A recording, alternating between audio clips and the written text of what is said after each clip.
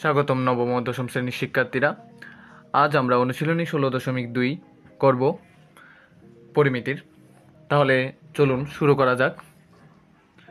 এখানে 1 নম্বর প্রশ্নে বলা হয়েছে একটি আয়তক্ষেত্রের দৈর্ঘ্য বিস্তারের দ্বিগুণ।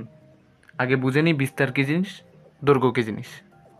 তাহলে আয়তক্ষেত্রের দৈর্ঘ্য বলতে বোঝানো হয় এটাকে, এবং প্রস্থ বলতে বোঝানো হয় এটাকে, মানে বিস্তার বলতে বা প্রস্থ বলতে বোঝানো হয় এটাকে। তাহলে বলতেছে একটা আয়তক্ষেত্রের দৈর্ঘ্য প্রস্থের দ্বিগুণ। তার মানে আমি প্রস্থই জানি না, এখন আমার বিস্তারই জানি না, তাহলে আমি বিস্তারটা আগে ধরে নিতে হবে। তাহলে বিস্তার আমি যখন জানি না আমি এক্স ধরে নিব। আর বলছে যখন বিস্তারের দ্বিগুণ হলো দৈর্ঘ্য দ্বিগুণ, কি বলতেছে দৈর্ঘ্য হলো বিস্তারের দ্বিগুণ। তাহলে বিস্তার কত পাইছি? এক্স। তাহলে দৈর্ঘ্য কত হবে? 2x। এখন এক্স 2xগুলো কোথা থেকে আসতেছে? যেহেতু আমাদের মান দেওয়া নেই বিস্তার এবং দৈর্ঘ্যের, তাহলে এগুলো আমার ধরে নিতে হবে, যাতে করে আমরা খুব সহজে কাজগুলো সম্পন্ন করতে পারি। এবং এরই সাথে বলতেছে এর ক্ষেত্রফল 500 বর্গমিটার হলে পরিসীমা নির্ণয় করো। তাহলে চলুন শুরু করা যাক। যেহেতু আমরা এগুলো ধরে নিয়েছি আমাদের কাজের সুবিধার জন্য, তাহলে আমরা এখানে ধরি দিয়ে লিখব। ধরি আয়তক্ষেত্রের বিস্তার দৈর্ঘ্য বিস্তারের দ্বিগুণ বলছে, তাহলে বিস্তারই জানি না, তাহলে বিস্তারে আগে লিখে নিই। আয়তক্ষেত্রের বিস্তার সমান হবে এক্স মিটার। তারপর আয়তক্ষেত্রের দৈর্ঘ্য সমান বলছে বিস্তারের দ্বিগুণ, তাহলে বিস্তার আছে এক্স, তার দ্বিগুণ, তাহলে হয়ে গেল 2x মিটার। ক্লিয়ার? মিটারের মি দিয়ে লিখলাম। এখন বলছে আমাকে আয়তক্ষেত্রের ক্ষেত্রফল দেওয়া আছে কত? 500 বর্গমিটার। তাহলে দেওয়া আছে আয়তক্ষেত্রের ক্ষেত্রফল সমান 512 বর্গমিটার। তাহলে আমরা আয়তক্ষেত্রের ক্ষেত্রফলের সূত্র কি জানি? দৈর্ঘ্য গুণ প্রস্থ বা দৈর্ঘ্য গুণ বিস্তার। এখানে আমরা দৈর্ঘ্য লেখার কথা ছিল, দৈর্ঘ্য। তাহলে দৈর্ঘ্য গুণ বিস্তার, তাহলে দৈর্ঘ্য কত আছে আমাদের? 2x গুণ বিস্তার কত আছে? x। মানে আমরা শুধু সূত্রকে ফলো করছি। আয়তক্ষেত্রের ক্ষেত্রফলের সূত্র হলো দৈর্ঘ্য গুণ প্রস্থ। সমান আছে, বসাই। 512 আছে, বসিয়ে দিই। তাহলে এই জায়গা থেকে আমরা করতে পারি 2x এর সাথে x গুণ করলে 2x² হয়, সমান দিয়ে আর থাকে 512, 512। এখন এই জায়গা থেকে খুব দ্রুতই আমরা সমাধান করতে পারবো। x² এদিকে রেখে 2টা এদিকে যাক, গুণাকার থেকে এদিকে গেলে ভাগ আকার ধারণ করবে।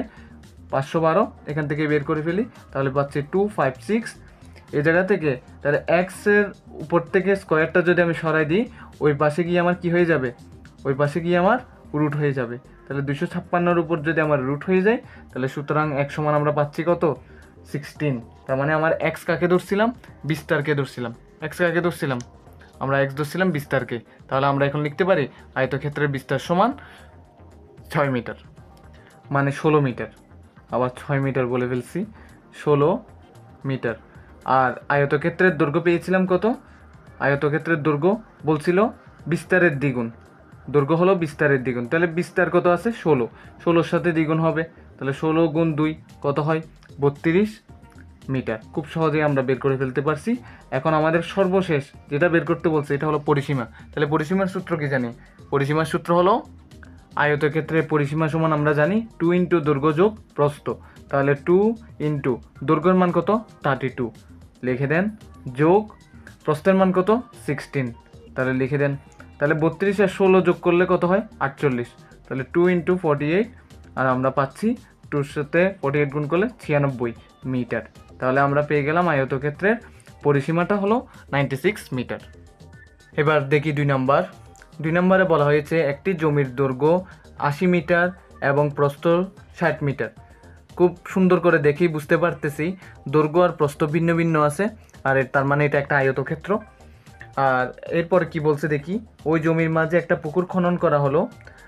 যদি পুকুরের প্রত্যেক পাড়ের বিস্তার 4 মিটার হয়, তবে পুকুরের পাড়ের ক্ষেত্রফল নির্ণয় করো। এখানে যেহেতু প্রথমে বলছে একটা জমির দৈর্ঘ্য 80 মিটার এবং প্রস্থ 60 মিটার, আর শেষের দিকে দেখুন পুকুরের পাড়ের ক্ষেত্রফল নির্ণয় করতে বলছে।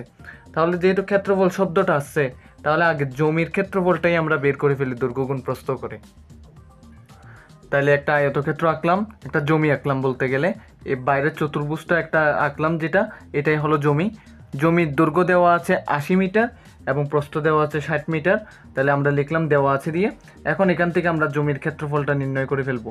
ওকে, জমির ক্ষেত্রফল, ডাইরেক্ট সরাসরি লিখতেছি জমির ক্ষেত্রফল। তাহলে জমির ক্ষেত্রফল যদি আমি নির্ণয় করতে চাই তাহলে আমার লাগবে দৈর্ঘ্য গুণ প্রস্থ। তাহলে সরাসরি এত কথা না বলে সংখ্যাগুলোই গুণ করে ফেলি, 80 গুণ 60, বাইরে লিখবো বর্গ মিটার।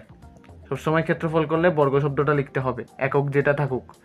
তাহলে 6 8 48, 0 2টা আছে বসিয়ে দিই, তারপরে বর্গ মিটার। খুব সহজে আমরা বের করে ফেললাম। এরপরে দেখি কি করতে বলছে। এরপর বলতেছে ওই জমির মাঝে একটা পুকুর খনন করা হলো, যদি পুকুরের পাড়ের বিস্তার 4 মিটার হয়। দেখুন এই বাইরের বক্সটা হলো একটা জমি, ভিতরের যে বক্সটা হলো সেটা হলো একটা পুকুর খনন করা হয়েছে। সেটা কি পুকুর খনন করা হয়েছে, এই যে মাঝখানের ইয়াটা বক্সটা পুকুর খনন করা হয়েছে। এখানে বলতেছে পুকুরের পাড়ে 4 মিটার বিস্তার আছে, তার মানে এটাকে বোঝাচ্ছে 4 মিটার। মাঝখানের এই জায়গাটাকে বোঝাচ্ছে আমার 4 মিটার খালি জায়গা আছে পুকুরের পাড় হিসেবে। তাহলে এখন বলতেছে এই পুকুরের পাড়ের ক্ষেত্রফলটাই নির্ণয় করতে, এই যে মাঝখানের এই গ্যাপ যেটা আছে ঘুরে ঘুরে ঘুরে ঘুরে যে গ্যাপটা আছে এই ক্ষেত্রফলটাই আমার নির্ণয় করতে। তাহলে এই ক্ষেত্রফলটা যদি আমি নির্ণয় করতে চাই তাহলে পুরো জমির ক্ষেত্রফল থেকে পুকুরের ক্ষেত্রফলটা যদি আমি বাদ দিই, পুরো জমির ক্ষেত্রফল থেকে পুকুরের ক্ষেত্রফল যদি বাদ দিই তাহলে আমি খুব সহজেই পুকুরের পাড়ের ক্ষেত্রফলটা বের করতে পারবো। তাহলে আমার করার জন্য তাহলে আমি পুকুরের ক্ষেত্রফলটা বের করে ফেলি, যেহেতু আমার এখন জমির ক্ষেত্রফল অলরেডি বের হয়ে গেছে। তাহলে পুকুরের ক্ষেত্রফল বের করতে চাইলে পুকুরের দৈর্ঘ্য আর প্রস্থ লাগবে। তাহলে আমার লাগতেছে পুকুরের দৈর্ঘ্য। তাহলে পুকুরের দৈর্ঘ্য যদি আমি বের করতে চাই তাহলে এমনি মোটে কত আছে 80 বিয়োগ 2 গুণ 4। কেন লিখতেছি সেটা বুঝাবো এখন। এখানে বাইরে মিটার লিখে ফেলি, তারপর এখানে সমান দিই 80 বিয়োগ 4 দুগুণে কত হয় 8 করলে হয় মিটার, বাইরে মিটার লিখি। এখন এটা সমান দিয়ে আমরা লিখতে পারতেছি 72 মিটার খুব সহজে। কেমনে আসতেছে সেটাই এখন আমরা দেখব। কিভাবে আসছে দেখুন, পুরো জমিটা হলো আপনার 80, ঠিক আছে, বোঝার স্বার্থে দেখাচ্ছি 80। এগুলো আবার আপনি করতে যাবেন না, আমি প্রথমে যেটা দিছি সেটুকুই আপনি কাজ করবেন, এর বাইরে কাজ করতে যাবেন না। এটা হলো বোঝানোর স্বার্থে করতেছি। তাহলে পুরো জমিটা হলো 80, এখান থেকে বলছে পুকুরের দৈর্ঘ্য নির্ণয় করতে, মানে এতটুকু জায়গা আমার নির্ণয় করতে, ঠিক আছে। এখান থেকে এতটুকু পর্যন্ত কতটুকু, পুরোটা তো 80, এতটুকু পর্যন্ত কত সেটাই আমার বের করতে হবে। সেটা বের করতে হলে আমাকে কি বলছে 4 মিটার করে বিস্তার আছে বলছে না, তাহলে এইদিকেও 4 আছে এদিকেও 4 আছে, এটাই তো মানে বিস্তার 4 মিটারই তো আছে। যেদিকে যাক এদিকে যাক, কোনায় যাক, এদিকে যাক এদিকে যাক, মানে এই গ্যাপটা হলো 4 মিটার করে। তাহলে এটাও 4 মিটার এদিকেও 4 মিটার, তাহলে আমার মাঝখানে বের হলো কত। যদি আমি 80 থেকে এই 4 4 বাদ দিয়ে ফেলি, 80 তো মানে পুরোটা হলো 80, সেখান থেকে 4 4 8 বাদ দিয়ে দিলে তাহলে আমরা পেয়ে যাব 72। তাহলে ঠিক একইভাবে আমরা পুকুরের প্রস্থও করে ফেলবো। পুকুরের প্রস্থ কত হবে, পুকুরের প্রস্থ হবে আমার কত আছে 60 থেকে ওই এক পাশে 4 আবার এ পাশেও 4, তাহলে মোট যাবে 8। তাহলে তাও 2 গুণ 4 আমি এইভাবে করে দেখাই, যেভাবে প্রথমবার দেখাইছি। মিটার সমান 60 মাইনাস 4 দুগুণে হয় 8 মিটার, তাহলে কত হচ্ছে মোট 52 মিটার। তাহলে আমি পুকুরের দৈর্ঘ্য আর পুকুরের প্রস্থ পেয়ে গেছি। এখন পুকুরের ক্ষেত্রফলটা নির্ণয় করে ফেলবো। তাহলে পুকুরের ক্ষেত্রফল সমান আমরা জানলাম দৈর্ঘ্য গুণ প্রস্থ। তাহলে দৈর্ঘ্য কত আছে 72 গুণ প্রস্থ আছে কত 52, বাইরে দিব বর্গ মিটার। তাহলে এদের গুণ করে দেখি আমরা কত বের হয়, 72 আর ইন্টু 52 গুণ করে পাচ্ছি 3744 বর্গ মিটার। তাহলে পেয়ে গেলাম আমরা পুকুরের ক্ষেত্রফল পেয়ে গেলাম। যেমনটা বলা হয়েছে যে আমি বলছিলাম প্রথমেই পুরো জমির ক্ষেত্রফল থেকে পুকুরের ক্ষেত্রফলটা বাদ দিলে আমার পাড়ের ক্ষেত্রফলটা খুব সহজে বের হয়ে যাবে। তাহলে আমরা পুকুরের ক্ষেত্রফলও পেয়ে গেলাম, জমির ক্ষেত্রফলও পেয়ে গেলাম। তাহলে এখন খুব সুন্দর করে পুকুরের পাড়ের ক্ষেত্রফলটা আমরা লিখে ফেলতে পারতেছি। পুকুরের পাড়ের ক্ষেত্রফল সমান, তাহলে লিখে ফেলা হলো পুকুরের পাড়ের ক্ষেত্রফল সমান জমির ক্ষেত্রফল বিয়োগ পুকুরের পাড়ের ক্ষেত্রফল। তাহলে জমির ক্ষেত্রফল পেয়েছিলাম 4800, বিয়োগ আছে বিয়োগ বসালাম। পুকুরের ক্ষেত্রফল পেয়ে গেছিলাম আমরা 3744 বিয়োগ বর্গ মিটার করব। এখন কত পাই আমরা দেখি, এটা বিয়োগ করলে আমরা পাচ্ছি 1056 বর্গ মিটার। খুব সহজে আমরা বের করে ফেলতে পারছি। এবার আসি 3 নম্বরে। 3 নম্বরে কি বলা হলো? বলল একটি বাগানের দৈর্ঘ্য 40 মিটার এবং প্রস্থ 30 মিটার। বাগানের ভিতরে সমান পার বিশিষ্ট একটি পুকুর আছে। পুকুরের ক্ষেত্রফল বাগানের ক্ষেত্রফলের হাফ অংশ হলে পুকুরের দৈর্ঘ্য ও প্রস্থ নির্ণয় করো। তাহলে আমাকে পুকুরের দৈর্ঘ্য আর প্রস্থ নির্ণয় করতে বলা হয়েছে, আর কিছু দিয়ে দেওয়া হয়েছে। এটা হলো বাগানের দৈর্ঘ্য আর প্রস্থ দেওয়া হয়েছে। আর এখানে একটা কথা বলে দেওয়া হলো পুকুরের ক্ষেত্রফল বাগানের ক্ষেত্রফলের অর্ধেক অংশ। এখন আমরা দৈর্ঘ্য আর প্রস্থ দিয়ে যদি গুণ করি তাহলে বাগানের ক্ষেত্রফলটা প্রথমে বের হয়ে যাবে, আর ক্ষেত্রফল যখন বাগানের বের হয়ে যাবে সেখান থেকে আমরা পুকুরের একটা বিস্তার নিব, মানে পুকুর পাড়ের বিস্তার নিয়ে এই বিস্তারটা থেকে আমরা ক্ষেত্রফল বের করব। ক্ষেত্রফলটা যখন আমি এটা থেকে এটা সমান দিয়ে এক্সের ভ্যালু বের করলেই আমার খুব সহজে দৈর্ঘ্য আর প্রস্থ বের হয়ে যাবে। এখন তার আগে একটা কথা বলে নেওয়া যাক, শুধু দেখলেই কাজ হবে না, আপনাদেরও করতে হবে। আমি করতেছি, আমার সাথে আপনারাও করেন। 2 বার করবেন প্রত্যেকটা অঙ্ক, দেখবেন অনেকখানি শেষ হয়ে গেছে। আর সৃজনশীলে এইসব অঙ্কই ভেঙে ভেঙে দেওয়া হয়, মানে পুরো অঙ্কের 3টা অংশ ভেঙে মূলত একটা সৃজনশীল তৈরি করা হয়, আর কিছুই না। তাহলে চলুন শুরু করা যাক। তাহলে আমরা একটা বাগান এঁকে নিলাম। এই বাইরের বক্সটা হলো আপনার বাগান, মাঝখানে আমরা এটা পুকুর ধরে নিব। ক্লিয়ার? পুকুরের পানি বুঝাচ্ছি, এখানে পুকুর বুঝে নিব, আর এটা হলো পুকুরের পাড়। ক্লিয়ার? এই জায়গা থেকে আমরা খুব সহজে আগে বাগানের ক্ষেত্রফলটা আমরা বের করে ফেলতে পারি। বাগানের ক্ষেত্রফল সমান আমরা জানি দৈর্ঘ্য গুণ প্রস্থই হবে। তাহলে দৈর্ঘ্য গুণ প্রস্থ যখন আমরা সরাসরি এত কিছু না লিখে তাদের মানগুলোই আমরা বসিয়ে দিই। দৈর্ঘ্য আছে 40 আর প্রস্থ আছে 30, তাহলে 40 গুণ 30, বাইরে বর্গমিটার লেখা দিতে হবে, বর্গ মিটার। 40 গুণ 30, 3 4 12, 0 1 2, তাহলে 1200 বর্গমিটার। তাহলে আমরা বাগানের ক্ষেত্রফলটা পেয়ে গেলাম। এখান থেকে আমাদের একটা বিষয় করতে হবে, সেটা হলো ধরতে হবে একটা জিনিস। সেটা কি জিনিস? সেটা হলো পুকুরের সেই পাড়টা ধরে নিতে হবে। তাহলে লিখি পুকুরের পাড় বা বিস্তার। পুকুরের পাড় লেখেন, পুকুরের পাড়ের দৈর্ঘ্য ধরে নিই। কত ধরা যায়? x মিটার ধরেন, x মিটার। আপনি x মিটার ধরলেন। x মিটার ধরলে আপনার জন্য এখন কাজটা কিভাবে করবেন আমি দেখাচ্ছি। এখন তাহলে পুকুরের দৈর্ঘ্য বের করব আমরা এখান থেকেই। সুতরাং পুকুরের দৈর্ঘ্য, এই মানের উপর ভিত্তি করেই আমরা পুকুরের দৈর্ঘ্যটা বের করতে যাচ্ছি। পুকুরের দৈর্ঘ্য হবে আপনার, দেখুন পুরো বাগানের দৈর্ঘ্য আছে আপনার 40। ক্লিয়ার? এতটুকু পর্যন্ত পুরোটা 40। এখন দেখুন এই দৈর্ঘ্যের মধ্যে এতটুকু অংশ আপনার পাড়ে গেছে, আবার এদিকেও এতটুকু অংশ পাড়ে গেছে। আমরা পার্কে কত ধরছিলাম? x ধরছিলাম, আবার এদিকেও পার্কে x ধরছি। তাহলে মোট 40 থেকে কয়টা x গেছে? 2 বার x গেছে। তাহলে 40 বিয়োগ x ইন্টু 2। এখন আশা করি বুঝতে পারছেন, মোট বাগানের দৈর্ঘ্য হলো 40 মিটার। সেখান থেকে আপনার পাড়ে গেছে, একদিকে পাড়ে গেছে x, আবার অন্যদিকে পাড়ে গেছে x, মোট 2টা x গেছে, সেজন্য x ইন্টু 2 লিখতে পারছি আমরা।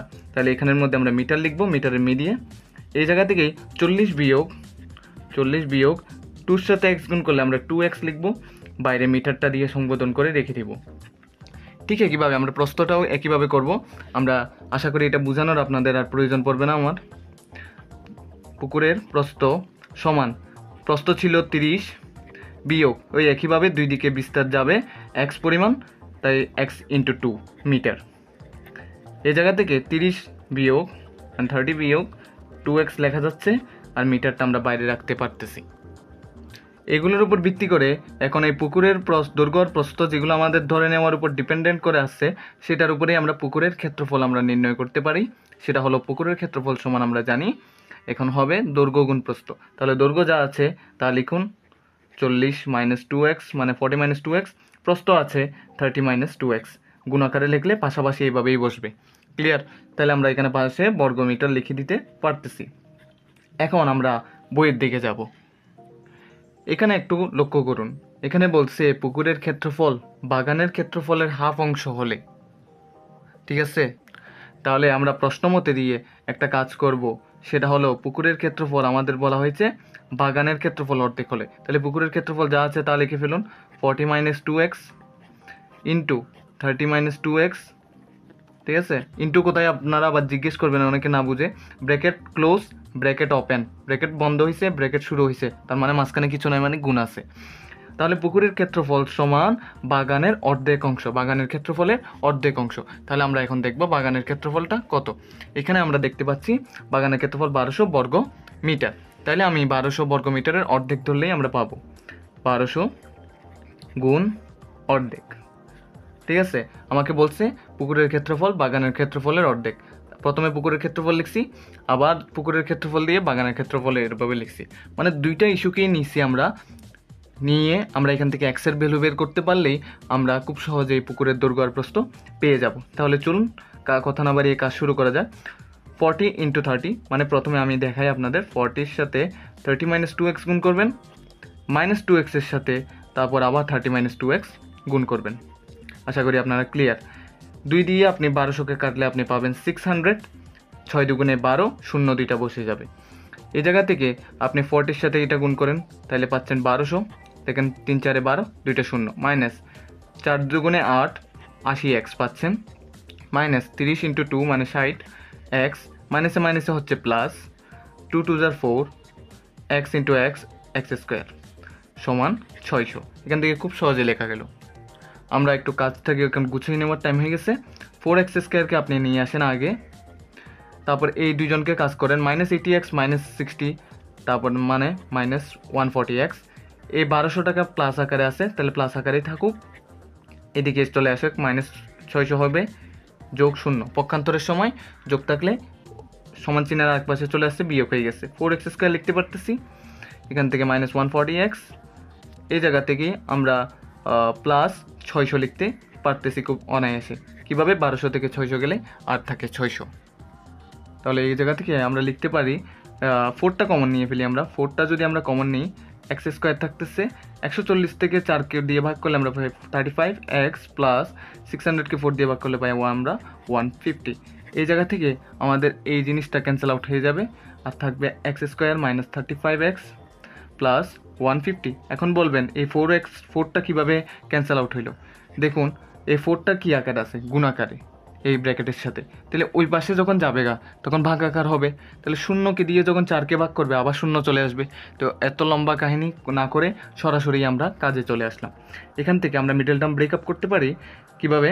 দেখুন x² আমরা যদি করি, এখানে পাচ্ছি আমরা 30x - 5x প্লাস 150 সমান 0। এখন এখান থেকে কমন নিয়ে ফেলা যাক, এখান থেকে দুইটা থেকে যাচ্ছে x, তাহলে x - 30, আর -5 কমন যাচ্ছে, তাহলে x - 30 সমান 0। এই জায়গায় আমরা করে ফেলি কাজগুলো, বাকি কাজগুলো। x - 30 থাকে, x - 30 আর থাকতেছে x - 5 সমান 0। এখান থেকে আমরা যদি x এর ভ্যালু বের করে ফেলি, x - 30 সমান যদি 0 হয়, তাহলে সুতরাং 30টা ওইদিকে ট্রান্সফার হলে -30টা 30 হয়ে যাবে।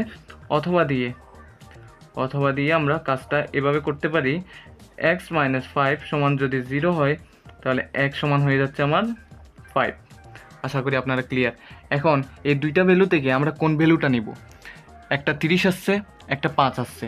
একটু দেখুন এখানে, যদি আমি x এর ভ্যালু, মানে এই পুকুরের পাড়ের দৈর্ঘ্য তো x, তাহলে আমি পুকুরের পাড়ের দৈর্ঘ্যই যদি আমার 30 হয়ে যায়, আরেকটা আছে 5 আছে, 30 হয়ে যায়, তাহলে এটা কি কোনোভাবে সম্ভব আর পুকুর বানানো সম্ভব হবে? আপনার পুকুরের দৈর্ঘ্য আছে 40, পুকুরের প্রস্থ আছে আপনার 30 থেকে যদি 30ই নিয়ে ফেলি পার হিসেবে, তাহলে পুকুরটা কোথায় বনবে না। তাহলে পুকুরের জন্য 30 মিটারটা গ্রহণযোগ্য হবে না, তাই 30 মিটারটা আমরা বাতিল করব। তাহলে পুকুরের পাড়ের দৈর্ঘ্য 30 মিটার হলে পুকুর আর থাকবে না। এখন আমরা লিখতে পারি, তাই পুকুরের পাড়ের দৈর্ঘ্য 5 মিটার হবে। তাহলে 5 মিটার হয়ে গেল। আমরা সেখান থেকে পুকুরের দৈর্ঘ্য আমরা এখন নিয়ে ফেলতে পারতেছি। আমরা ওখানে পুকুরের দৈর্ঘ্য আমরা কি বের করছিলাম? 40 - 2x। তো সেখান থেকে আমরা 40 - 2x হলে 2 এর x এর ভ্যালুটা আমরা 5 পাইছিলাম, সেটা বসাই দিছি। 40 - 2 5 = 10, তাহলে 40 থেকে 10 গেলে আপনার কত হয় জানেনই, 30 মিটার হবে। তাহলে পুকুরের দৈর্ঘ্য আমরা পেয়ে গেছি। ঠিক একইভাবে আমরা পুকুরের প্রস্থটা বের করে নিই। ঠিক একইভাবে পুকুরের প্রস্থটা বের করে নেওয়া হলো। তাহলে দৈর্ঘ্য আর প্রস্থ এভাবেই করে হয়ে গেল। 30 - 2x ছিল, এক্সের ভ্যালুটা বসাইছি, গুণ আকারে ছিল, গুণ করছি, গুণ করে 10 পাইছি, 30 থেকে 10 বিয়োগ করে আমরা 20 পাইলাম। এভাবে করে 3 নাম্বারটা শেষ হলো। 4 নম্বরে বলা হলো একটা বর্গাকার মাঠের বাইরে চারদিকে 5 মিটার চওড়া একটি রাস্তা আছে। রাস্তার ক্ষেত্রফল 500 বর্গমিটার হলে মাঠের ক্ষেত্রফল নির্ণয় করো। আমরা প্রথম লাইনটা দেখি। একটা বর্গাকার মাঠের বাইরে চারদিকে 5 মিটার চওড়া একটা রাস্তা আছে। তাহলে মনে করুন এটা একটা বর্গাকার মাঠ, এর চারদিকে 5 মিটার চওড়া, ধরেন এটা থেকে এতটুকুর দূরত্ব 5 মিটার, 5 মিটার একটা চওড়া রাস্তা আছে বলতেছে। তাহলে আমরা 5 মিটার চওড়া একটা রাস্তা এঁকে নিলাম। তো আঁকা বাঁকা হচ্ছে, ফ্রি হ্যান্ডে আঁকতেছি। তো 5 মিটার চওড়া একটা রাস্তা আছে। এখন এই জায়গাটার মান, তার মানে আমার 5, এতটুকুর মানটা, এই সরু রাস্তাটার মান হলো 5। এখন আমি এটার মান কি জানি? এই বর্গাকার মাঠের এক বাহুর মান কি জানি? জানি না। তাহলে আমাদের ধরে নিতে হবে। তাহলে ধরে নিলে কি ধরে নিব? ধরি বর্গাকার মাঠের এক বাহুর দৈর্ঘ্য, কয় বাহুর? এক বাহুর দৈর্ঘ্য আমরা পাচ্ছি, ধরে নিচ্ছি আমরা এক বাহুর দৈর্ঘ্য সমান x মিটার। ক্লিয়ার? আমরা যেহেতু জানি না, আমি x মিটার ধরে নিয়েছি, এতটুকুর পরিমাণ। এটাও x, এই জায়গাটা এতটুকু পর্যন্ত, এদিকেও x, এটাও x। ঠিক আছে? বর্গাকার মাঠ মানে কি? বর্গের সূত্রটা কি আমরা জানি। মানে বর্গ মানে কি? বর্গের মানে হলো 4টা বাহুই সমান হয় যে চতুর্ভুজের, তাকেই আমরা বর্গ বলি। তাহলে একটা বাহু যদি x হয়, তাহলে 4টা বাহুই আমার x হবে। ক্লিয়ার? এখন আমরা কি করব? বর্গাকার মাঠের ক্ষেত্রফল বের করব। তাহলে বর্গাকার মাঠের ক্ষেত্রফল সমান, আমরা ক্ষেত্রফলের সূত্র কি জানি? বর্গের ক্ষেত্রফলের বাহু স্কয়ার, বা এক বাহু গুণ এক বাহু। তাহলে একটা বাহু কত? x, কে স্কয়ার করলেই আমরা পেয়ে যাচ্ছি কি? বর্গাকার মাঠের ক্ষেত্রফল। কারণ আমরা জানি বর্গের ক্ষেত্রফলের সূত্র অনুসারে বাহু স্কয়ার। বর্গের ক্ষেত্রফলের সূত্র কি? এক বাহুর দৈর্ঘ্য গুণ এক বাহুর দৈর্ঘ্য। তাহলে x এর সাথে x গুণ করলে x স্কয়ার। ক্লিয়ার? এখন আরেকটু যদি লক্ষ্য করি, তাহলে দেখতে পাবো দুই দিকেই 5 মিটার চওড়া রাস্তা আছে। ঠিক আছে? আমরা এখন যদি আমরা রাস্তা সহ বর্গাকার মাঠের এক বাহুর দৈর্ঘ্য, তাহলে রাস্তা সহ বর্গাকার মাঠের এক বাহুর দৈর্ঘ্য, রাস্তা সহ বর্গাকার মাঠের এক বাহুর দৈর্ঘ্য কত হবে? দেখুন তো কত আছে। প্রথমে এই দিক থেকে রাস্তা সহ, মানে এইখান থেকে এতটুকু পর্যন্ত, এই রাস্তা, আবার বর্গাকার মাঠের এক বাহু, তারপর আবার রাস্তা। তাহলে হিসাব করি, 5 প্লাস x প্লাস 5, তার মানে এইটাই হলো আমার কি? বর্গাকার মাঠে, রাস্তা সহ বর্গাকার মাঠের এক বাহুর দৈর্ঘ্য। তাহলে এটা যদি লিখি, এক্সটাকে আগে লিখি, প্লাস 5 আর 5 কত হয়? 10 হয়। তাহলে x প্লাস 10 মিটার। ক্লিয়ার? এখন রাস্তা সহ বর্গাকার মাঠের এক বাহুর দৈর্ঘ্য বের করেছি। এখন রাস্তা সহ বর্গাকার মাঠের ক্ষেত্রফল জানবো। তাহলে রাস্তা সহ বর্গাকার মাঠের যদি আমি ক্ষেত্রফল জানতে চাই, তাহলে বর্গাকার মাঠের দৈর্ঘ্যটা নিব, এক বাহুর দৈর্ঘ্য, x প্লাস 10, এটাকে বর্গ করে দিলেই আমার এর ক্ষেত্রফলের সূত্রটা আমার হয়ে গেল, অনুসরণ করা হয়ে গেল। তাহলে আমরা বর্গের ক্ষেত্রফলের সূত্র জানি কি? বাহু স্কয়ার। তাহলে বাহু পেয়েছি x প্লাস 10, তাকে স্কয়ার করে দিলেই আমার রাস্তা সহ বর্গাকার মাঠের ক্ষেত্রফল বের হয়ে যাচ্ছে। এখন দেখুন তো, এখানে লেখা আছে রাস্তার ক্ষেত্রফল 500 বর্গমিটার হলে মাঠের ক্ষেত্রফল নির্ণয় করো। তাহলে রাস্তার ক্ষেত্রফল 500 বর্গমিটার বলে দিয়েছে। এখন আপনি যদি একটু চিন্তা করেন, রাস্তা সহ বর্গাকার মাঠের ক্ষেত্রফল থেকে এই মাঠের ক্ষেত্রফলটা যদি আমি বাদ দিই, ঠিক এই রাস্তার ক্ষেত্রফলটা পাচ্ছি না। মানে রাস্তা সহ বর্গাকার মাঠের ক্ষেত্রফল কোনটা? এই বাইরের চতুর্ভুজটা। তারপর মাঠের ক্ষেত্রফল হলো সেই ভিতরের চতুর্ভুজটা। এই বাইরের চতুর্ভুজ থেকে ভিতরের চতুর্ভুজটা বাদ দিলে এই মাঝখানের খালি অংশটা বেরিয়ে যাচ্ছে না। তাহলে এই মাঝখানের খালি অংশটা কি? রাস্তার ক্ষেত্রফল। তাহলে রাস্তার ক্ষেত্রফল বের করতে পারবো এইটা থেকে, মানে রাস্তা সহ বর্গাকার মাঠের ক্ষেত্রফল থেকে শুধু বর্গাকার মাঠের ক্ষেত্রফলটা বিয়োগ করলে আমি লিখতে পারতেছি। তাহলে লেখা যায় প্রশ্ন মতে, কি মতে? প্রশ্ন মতে আমি লিখতে পারি x প্লাস 10 হোল স্কয়ার মানে কি? x প্লাস 10 হোল স্কয়ার মানে কি? আমরা জানি রাস্তা সহ বর্গাকার মাঠের ক্ষেত্রফল হলো x + 10 হোল স্কয়ার। সেখান থেকে আমরা বর্গাকার মাঠের ক্ষেত্রফল বিয়োগ করলে আমরা কি পাচ্ছি? রাস্তার ক্ষেত্রফল। আর রাস্তার ক্ষেত্রফল কি দেওয়া আছে? 500 ছিল। তাহলে আমি এখান থেকে সমাধান করে ফেলতে পারি। a + b হোল স্কয়ার অনুসরণ করুন। x স্কয়ার মানে a square plus 2ab plus b square minus x square আছে বসিয়ে দেন, সমান দিয়ে 500 আছে বসিয়ে দিলাম। এখান থেকে আমরা খুব সহজে সমাধান করতে পারতেছি। এক্স স্কোয়ার থেকে এক্স স্কোয়ার চলে গেছে, তার মানে এরা দুইজন ক্যান্সেল আউট। আর আছে কে দেখুন তো, 10 দুগুণে হয় 20, 20x প্লাস 10কে বর্গ করলে হয় 100, সমান দিয়ে আমি 500কে লিখতে পারতেছি যেহেতু এক্স স্কোয়ার চলে গিয়েছে। 20xকে রাখুন, 500 লিখুন সমান দিয়ে, কারণ আমি এক্সের ভ্যালু বের করবো। এক্সের সাথে একটু দূরত্বে সমান চিহ্নের একই পাশে যারা যারা আছে সবাইকে অন্য পাশে পাঠিয়ে দেবো। তাহলে +100টা ওইদিকে গেলে -100 হয়ে যাবে। এখন -100 যখন হয়েছে পক্ষান্তরের নিয়ম অনুসারে, এখন দেখুন 500 থেকে 100 গেলে হয় 400। এই জায়গা থেকে আপনি এক্সের ভ্যালুটা নিয়ে নেন। 20-র সাথে এক্স গুণাকারে আছে, পক্ষান্তর করলে সেটা ভাগাকার ধারণ করবে। এখানে উপরে 400 ছিল, 400কে লিখেন। সুতরাং দিয়ে এক সমান আমরা পেয়ে গেলাম 20 মিটার। ঠিক আছে, 1 = 20 পেয়ে গেলাম। তাহলে আমি লিখতে পারলাম বর্গাকার মাঠের এক বাহুর দৈর্ঘ্য সমান 1 = 20 মিটার। এখান থেকে আমরা বর্গাকার মাঠের ক্ষেত্রফল এক্স স্কোয়ারের যেটা ছিল আমরা ধরেছিলাম সেটাকে অনুসরণ করেই বের করে ফেলি। তাহলে বর্গাকার মাঠের ক্ষেত্রফল সমান এক্স স্কোয়ার ছিল। এই এক্স স্কোয়ার এক্সের ভ্যালু ছিল 20 বসালাম, উপরে স্কোয়ারটা বসাইলে এখন আমরা পাচ্ছি 20কে স্কোয়ার করলে 400, 2 দুগুণে 4, 0কে 2 বার করলে 2টা আসবে। তারপরে আমরা এখানে বর্গমিটার খুব সহজেই আমরা বসিয়ে দিতে পারতেছি। ক্লিয়ার? এবার আমরা দেখব 5 নাম্বারটি। এখানে বলা হয়েছে একটি বর্গক্ষেত্রের পরিসীমা একটি আয়তক্ষেত্রের পরিসীমার সমান। আয়তক্ষেত্রটির দৈর্ঘ্য প্রস্থের 3 গুণ। আগে তো প্রস্থ জানতে হবে, তারপরে না দৈর্ঘ্যকে বানাবো প্রস্থের 3 গুণ। তাহলে প্রস্থ আমরা যেহেতু জানি না সেটা আগে ধরে নিতে হবে। এখন দেখি আর কি বলছে। এবং ক্ষেত্রফল 768 বর্গমিটার। প্রতিটি 40 সেন্টিমিটার বর্গাকার পাথর দিয়ে বর্গক্ষেত্রটি বাঁধতে মোট কতটি পাথর লাগবে? তাহলে আমরা আগে যেটা বলছি প্রস্থ ধরে নিই। তাহলে আমরা আগে ধরে নিই, যেহেতু জানি না ধরি কি লেখা যায়? আয়তক্ষেত্রটির প্রস্থ,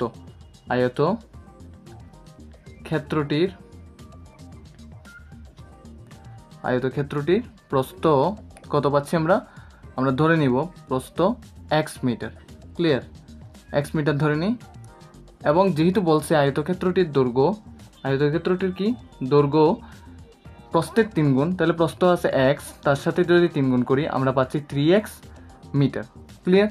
তারপরে বলছে আয়তক্ষেত্রের ক্ষেত্রফল 768 বর্গমিটার। এই যে এখানে বলা হলো ক্ষেত্রফল 768 বর্গমিটার। তাহলে আয়তক্ষেত্রের ক্ষেত্রফল পাইলাম 768। আমরা আয়তক্ষেত্রের ক্ষেত্রফল সমান কি জানি?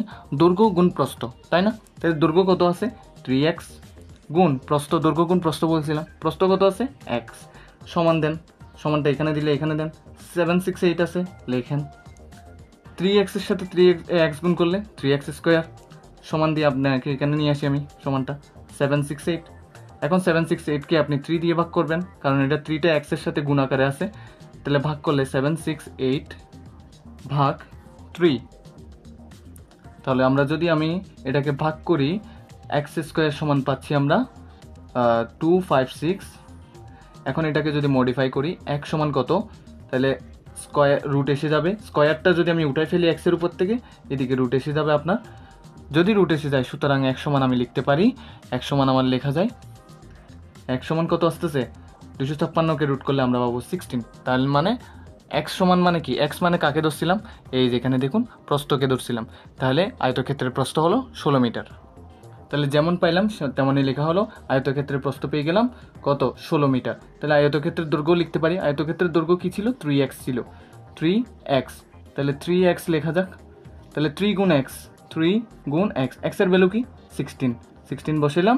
এখন মিটার বের করে ফেলুন, কত বের হয়? 348 বের হয়। তাহলে 48 মিটার।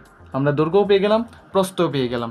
এখন আসি, এখানে বলা হয়েছে একটি বর্গক্ষেত্রের পরিসীমা একটি আয়তক্ষেত্রের পরিসীমার সমান। যেহেতু আয়তক্ষেত্রের দৈর্ঘ্য আর প্রস্থ পেয়ে গেছি, সেটা দিয়ে আমি পরিসীমা বের করতে পারবো, তখন হবে আয়তক্ষেত্রের পরিসীমা।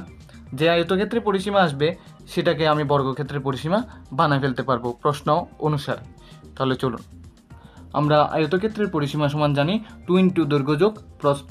তাহলে 2 বসাই, দৈর্ঘ্য কত পাইছি আমরা 48 পাইলাম, যোগ প্রস্থ কত আপনার 16।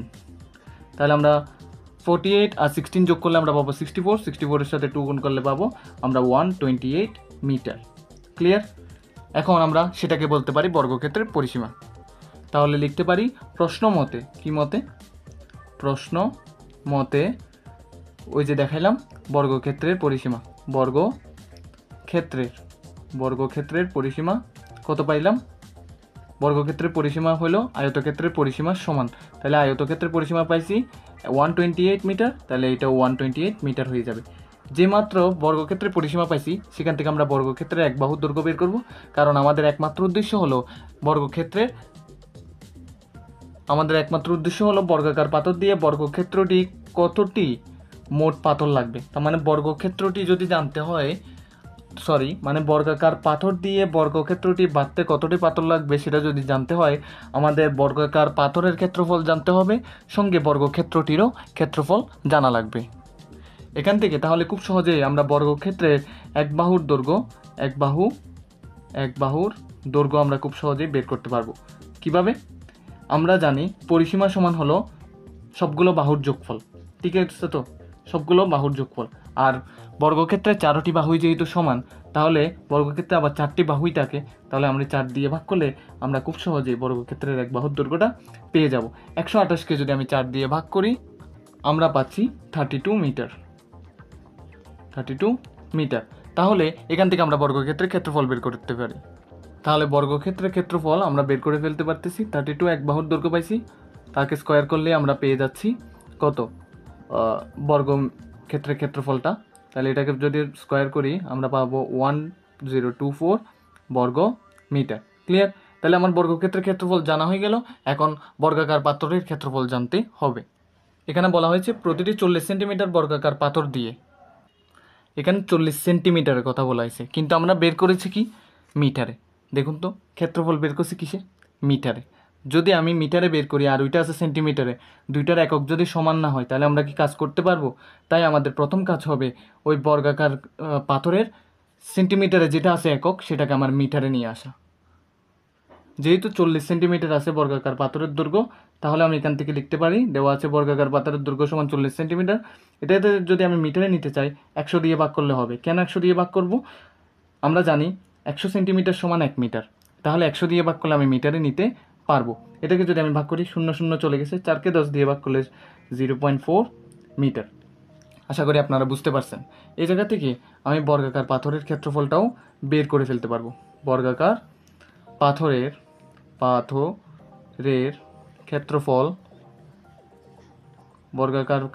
ক্ষেত্রফল সমান আমরা পাচ্ছি বাহু স্কোয়ার। বাহু কত আছে? 0.4, তাকে স্কোয়ার করলে আমরা পেয়ে যাব কি বর্গাকার পাথরের ক্ষেত্রফল। তাহলে পাচ্ছি 0.16 বর্গ মিটার। এখান থেকে আমরা কতটি বর্গাকার পাথর লাগবে সেটা আমরা বের করতে পারবো। সুতরাং মোট পাথর লাগবে। এখান থেকে আমরা একটা কাজ করতে পারি, বর্গাকারের ক্ষেত্রফল দিয়ে বর্গক্ষেত্রের ক্ষেত্রফল থেকে দিয়ে বর্গাকার পাথরের ক্ষেত্রফলকে ভাগ করলে আমরা খুব সহজেই বের করতে পারবো। তাহলে বর্গক্ষেত্রের ক্ষেত্রফলের হলো 1024 আর পাথরের ক্ষেত্রফল হলো 0.16। তাহলে কয়টা লাগবে আমরা খুব সহজে এখান থেকে বের করে নিতে পারতেছি। তাহলে এখানে ভাগ যদি করি তাহলে পাবো 6400টি, মানে 6400টি পাথর লাগবে। 6 নম্বরে বলা হলো একটি আয়তক্ষেত্রের ক্ষেত্রফল 160 বর্গমিটার। যদি এর দৈর্ঘ্য 6 মিটার কম হয়, ক্ষেত্রটি বর্গাকার হয়। আয়তক্ষেত্রের দৈর্ঘ্য ও প্রস্থ নির্ণয় করো। ধরুন এটা একটা আয়তক্ষেত্রের দৈর্ঘ্য এবং এটা প্রস্থ। এখন বলতেছি এই দৈর্ঘ্যটা যদি আমি একটা মনে করেন এটা 10 মিটার আছে, আমি 6 মিটার কমাই নিই, তার মানে 6 মিটার কমাই নিলে এটা এতটুকু হবে, তখন এটা কি হয়ে যাবে? বর্গাকার হয়ে যাবে। দেখুন এটা আগে 4 ছিল, মনে করুন এটা 4 ছিল, এটা 10 ছিল, তো 10 থেকে আমি যদি 6 মিটার কমাই ফেলি তাহলে এটা যদি 10 মিটার আর এটা যদি 4 মিটার থাকে, এখন এটা যদি 10 থেকে 6 মিটার কমাই কি হয়ে যাবে? 4 মিটার হয়ে যাবে। যখন এটাও 4 মিটার এটাও 4 মিটার, তার মানে এটা বোঝা যাচ্ছে এটা একটা বর্গ হয়ে গেছে খুব সহজেই। তাহলে এখন দেখুন আপনার আয়তক্ষেত্রটার দৈর্ঘ্যই জানেন না, প্রস্থই জানেন না, 6 মিটার কমানোর কথা তো পরেই আসতেছে। তাহলে আমরা আগে দৈর্ঘ্য আর প্রস্থ জেনে নিই। তাহলে কিভাবে জানবো? আগে ধরি দৈর্ঘ্য, আয়তক্ষেত্রের দৈর্ঘ্য, আয়তক্ষেত্রের দৈর্ঘ্য আপনার এক্স মিটার ধরুন, আর প্রস্থ ধরেন, আয়তক্ষেত্রের প্রস্থ ধরেন y metre. Clear? Y metre, এটা ডট ডট দিছি। আর সেই অনুসারে যদি আমি বলি আয়তক্ষেত্রের ক্ষেত্রফল কি, আয়তক্ষেত্রের ক্ষেত্রফল হবে আপনার এক্স ওয়াই। ঠিক আছে, ক্ষেত্রফল হবে আপনার এক্স ওয়াই। আর এখানে দেওয়া অনুসারে আয়তক্ষেত্রের ক্ষেত্রফল কত? 160 বর্গ মিটার। তাহলে প্রশ্নের সাথে তাল মিলিয়ে আমরা সমান করে দিতে পারতেছি এখন লিখে বা সুতরাং দিয়ে। এক্স ওয়াই সমান, এক্স ওয়াই হলো আমরা অনুমান করা দৈর্ঘ্য প্রস্থের উপর ডিপেন্ড করে ক্ষেত্রফল এই এক্স ওয়াই, আর বইয়ের দেওয়া ক্ষেত্রফলের হলো 160 বর্গমিটার। আবার আরেকটা কথা বলা হয়েছে আয়তক্ষেত্রের দৈর্ঘ্য, আবার বলতে পারে আয়তক্ষেত্রের দৈর্ঘ্য 6 মিটার কমলে, আয়তক্ষেত্রের দৈর্ঘ্য কত কমলে? 6 মিটার কমলে, তাহলে দৈর্ঘ্য ছিল এক্স, তার থেকে 6 মিটার কমলে আমরা প্রস্থের সমান হয়। দৈর্ঘ্য 6 মিটার কমলে কি হয়? বর্গাকার হয় বলছে তো। তাহলে দৈর্ঘ্য যদি আমি 6 মিটার, আমি আগেই বলছি 10 মিটার থেকে 6 মিটার কমে গেছে, মানে এটা 4 মিটার হয়েছে, আর প্রস্থ তো আগে 4 মিটার ছিল। তাহলে যখন আমার দৈর্ঘ্য 6 মিটার কম হয় তখন সেটা প্রস্থের সমান হয় এক কথায়। সেই অনুসারে আমি লিখতে পারলাম x - 6 = y। তার মানে দৈর্ঘ্য থেকে 6 মিটার কমলে প্রস্থের সমান হয়। তাহলে এটাকে আপনি 1 নাম্বার দিয়ে চিহ্নিত করুন। আর এটাকে একটু দেখুন, ওয়াই এই পাশটা পুরোটা এদিকে নিয়ে আসেন, সমান দিয়ে এই পাশটা পুরোটা এই পাশে নিয়ে যান, তাহলে হয়ে গেল। এখন 1 আর 2 চিহ্নিত করলেন। এখন একটা কাজ করেন, ওয়াই এর মান 1 নংয়ে বসিয়ে, তাহলে ওয়াই এর মান 1 নংয়ে বসিয়ে, 1 নংটা কি আছে? এক্স ওয়াই সমান 160। ঠিক আছে, এখানে ওয়াই এর ভ্যালুটা বসান, ওয়াই এর ভ্যালু কত? x - 6। তাহলে এক্সটা বসিয়ে দেন, এক্স এর ভ্যালু তো বসাবো না আমরা, ওয়াই এর ভ্যালু বসাবো। তাহলে ওয়াই এর ভ্যালু হলো x - 6, তাহলে সেটা গুণাকারে আছে, গুণাকারে থাকুক 160 লিখতে পারলাম। এখান থেকে x এর সাথে আপনি x গুণ করলে কি পাচ্ছেন? x² পাচ্ছেন, এবং আর মাইনাস এই xটা আবার 6 এর সাথে গুণ করলে 6x পেয়ে যাচ্ছেন। এই জায়গা থেকে আপনি দেখেন সমান 160, এখান থেকে আপনি x² - 6x লিখতে পারেন। এই 160টা প্লাস আকারে আছে, সমান চিহ্নের ওই পাশে কিছু নাই, মানে এর আগে প্লাস আছে, এদিকে আসছে যখন এটা মাইনাস আকার ধারণ করছে। এখন এটাকে মিডল টার্ম ব্রেকআপ করতে পারেন, x² - 16x প্লাস 10x। দেখুন 16কে 10 দিয়ে গুণ করলে 160 পাবেন, আবার 16 থেকে 10 বিয়োগ করলে আপনি মানে -16 থেকে 10 যোগ করলে প্লাস 10 করলে আপনি -6 পাচ্ছেন। তাহলে 160 = 0। এই দুইটা থেকে কমন যায় x, তাহলে x - 16 লিখতে পারতেছি, আর প্লাস 10 দিয়ে আপনার আবার x - 16 লিখতে পারতেছেন। ক্লিয়ার? এখন দেখুন এই মিল অংশ x - 16 এটা লিখে নিন, আর x + 10 আছে সেটা লিখে নিয়ে ফেলতে পারেন, সমান 0 আছে লিখতে পারেন। এই জায়গা থেকে হয় দিয়ে শেষ করুন কাজ। x - 16 সমান যদি 0 হয় তাহলে সুতরাং x = 16। আবার অথবা দিয়ে লিখতে পারেন, অথবা দিয়ে লিখতে হবে আপনার x + 10 সমান যদি 0 হয়, x + 10 সমান যদি 0 হয় তাহলে x সমান কত পাচ্ছি আমরা? -10, যেটা গ্রহণযোগ্য নয়। তাহলে গ্রহণযোগ্য নয় যখন, তখন নট ইকুয়াল 0 হইতে হবে, -10 হইতে হবে। কারণ কোনো দৈর্ঘ্য বা প্রস্থ কখনোই নেগেটিভ ভ্যালু হইতে পারে না, কখনো ঋণাত্মক ভ্যালু হইতে পারে না। আপনি কখনো দেখছেন -10 মিটার বা -4 মিটার এরকম কোনো কিছু হইতে দৈর্ঘ্য প্রস্থ? কোনো দিন হবে না। আপনার সবসময় পজিটিভ ভ্যালুটা নিতে হবে। তাহলে x কাকে ধরছিলাম? দৈর্ঘ্যকে ধরছিলাম। তাহলে আমরা দৈর্ঘ্য পেয়েছি 16 মিটার। এখন প্রস্থ আমরা বের করে ফেলবো। তাহলে লিখতে পারি দৈর্ঘ্য 16 মিটার। তাহলে দৈর্ঘ্য 16 মিটার লিখে ফেললাম। এখন দেখুন এই জায়গায় দেখলে একটু বুঝতে পারবো, y সমান আমাদের কি ছিল? x - 6। তাহলে y মানে কি? প্রস্থ। তাহলে 16 থেকে 6 বিয়োগ করুন, তাহলে আপনি পেয়ে যাচ্ছেন। তাহলে y সমান আমরা পেয়েছিলাম 2 নং এ x সমান 16 বসিয়ে পাই, y সমান x - 6 ছিল, x মানে 16 - 6, তাহলে আমরা পেয়ে যাচ্ছি 10। তাহলে সুতরাং লিখতে পারি প্রস্থ 10, প্রস্থ সমান y ধরছিলাম সমান 10 মিটার। খুব সহজেই বের করতে পারলাম এই দুইটা অঙ্ক। আপনারা দেখেন না হয়তো, এই নেন দেখে নেন। নম্বর প্রশ্নে বলেছে একটি সমান্তরিকের ভূমি উচ্চতার 3/4 অংশ, ভূমি জিনিসটা উচ্চতার 3/4 অংশ হবে এবং ক্ষেত্রফল 363 বর্গমিটার হলে ক্ষেত্রটির ভূমি ও উচ্চতা নির্ণয় করো। তাহলে ভালো করে লক্ষ্য করলে দেখা যায় একটি সামান্তরিকের ভূমি উচ্চতা 3/4 অংশ। এখন কি আপনি উচ্চতা জানেন? এখানে প্রশ্নের মধ্যে উচ্চতা কি দেওয়া আছে? নাই, উচ্চতা তো নিজেই বের করতে বলে দেওয়া হয়েছে প্রশ্নের মধ্যে। তাহলে উচ্চতাকে আমার কিছু একটা ধরে নেওয়া লাগবে। তাহলে লেখা যায় ধরি সামান্তরিকের উচ্চতা সমান x। তাহলে সামান্তরিকের উচ্চতা পেয়ে গেলাম x মিটার, আর সামান্তরিকের ভূমি বলেছে আমাদের উচ্চতা 3/4 অংশ। তাহলে উচ্চতা যদি আমার x হয়, তার 3/4 অংশ হবে আমার কি? ভূমি। তাহলে আমি এটা যদি গুণ করি, 3 সাথে x গুণ করলে 3x, নিচে থাকে 4, 3x/4 মিটার পাই আমরা, মিটার। তাহলে আমরা সামান্তরিকের উচ্চতা পেলাম, ভূমি পেলাম, তার মাধ্যমে আমরা ক্ষেত্রফলটা বের করতে পারবো। তাহলে এখানে দেখুন দেওয়া আছে সামান্তরিকের ভূমি উচ্চতা 3/4 অংশ এবং ক্ষেত্রফল 363 বর্গমিটার। তাহলে দেওয়া আছে সামান্তরিকের ক্ষেত্রফল সমান 363 বর্গমিটার। এখন আমরা একটা কাজ করব, এখন দিয়ে শুরু করব। আমরা জানি সামান্তরিকের ক্ষেত্রফল সমান কি? ভূমি গুণ উচ্চতা। তাহলে এখানে আপনার ভূমি কি আছে? 3x/4 আছে, 3x/4 গুণ উচ্চতা, উচ্চতা কত আছে? x, সমান আপনার ক্ষেত্রফল কত আছে? 363। এখন কথা বুঝুন, সামান্তরিকের ক্ষেত্রফল সমান আমরা জানি ভূমি গুণ উচ্চতা, ঠিক আছে? আমরা সেই সূত্র অনুসরণ করে আমাদের মনে করা মানগুলোকে ইউজ করে আমরা যার সূত্রটা ইউজ করছি, সূত্র হলো ভূমি গুণ উচ্চতা। আমরা মনে করা মান ধরা অনুসারে এগুলোকে ইউজ করছি, আর ক্ষেত্রফল দেওয়া আছে 363, তার মানে দুইজনই সমান হয়ে গেল। এটা সামান্তরিকের ক্ষেত্রফলের সূত্র অনুসরণ করে করা, আর এটা হলো ক্ষেত্রফল দেওয়াই আছে। তাহলে এখান থেকে আমরা কাজ এটা করতে পারি, 3x এর সাথে x গুণ করলে হয় 3x²/4 সমান 363। এই জায়গা থেকে আমরা 4টা ভাগাকার আছে, এদিকে গেলে গুণ হয়ে যাবে, 3x² সমান 363 ইন্টু কত হলো? 4। এখন দেখুন আমার থেকে x এর মান বের করতে হবে, তাহলে আস্তে আস্তে x এর সাথে যা যা আছে সব কিছু অন্য পাশে পাঠিয়ে দিতে হবে। x² সমান 3টা গুণাকার আছে, এদিকে গেলে ভাগাকার ধারণ করবে, 363 ইন্টু 4। এটা করে আমরা এখন বের করব 363 এর সাথে 4 গুণ করে 3 দ্বারা ভাগ করুন। তাহলে এটা করলে আপনারা পাবেন x² সমান, এটা দিয়ে এটাকে কাটলে হবে আপনার এটা 484 হবে। আর x যদি আমি মান বের করতে চাই, তাহলে স্কোয়ারটা যেহেতু উঠিয়ে দিয়েছি, এদিকে আমার কি নিয়ে আসতে হবে? বর্গমূল। তাহলে বর্গমূল যে মাত্র নিয়ে আসছি x সমান, তাহলে হয়ে গেল 22 মিটার, x সমান 22। তাহলে আমার x এটা কি জিনিস? উচ্চতা। উচ্চতা তাহলে আমরা পেয়ে গেলাম 22 মিটার। ক্লিয়ার? x সমান পেয়ে গেলাম 22 মিটার।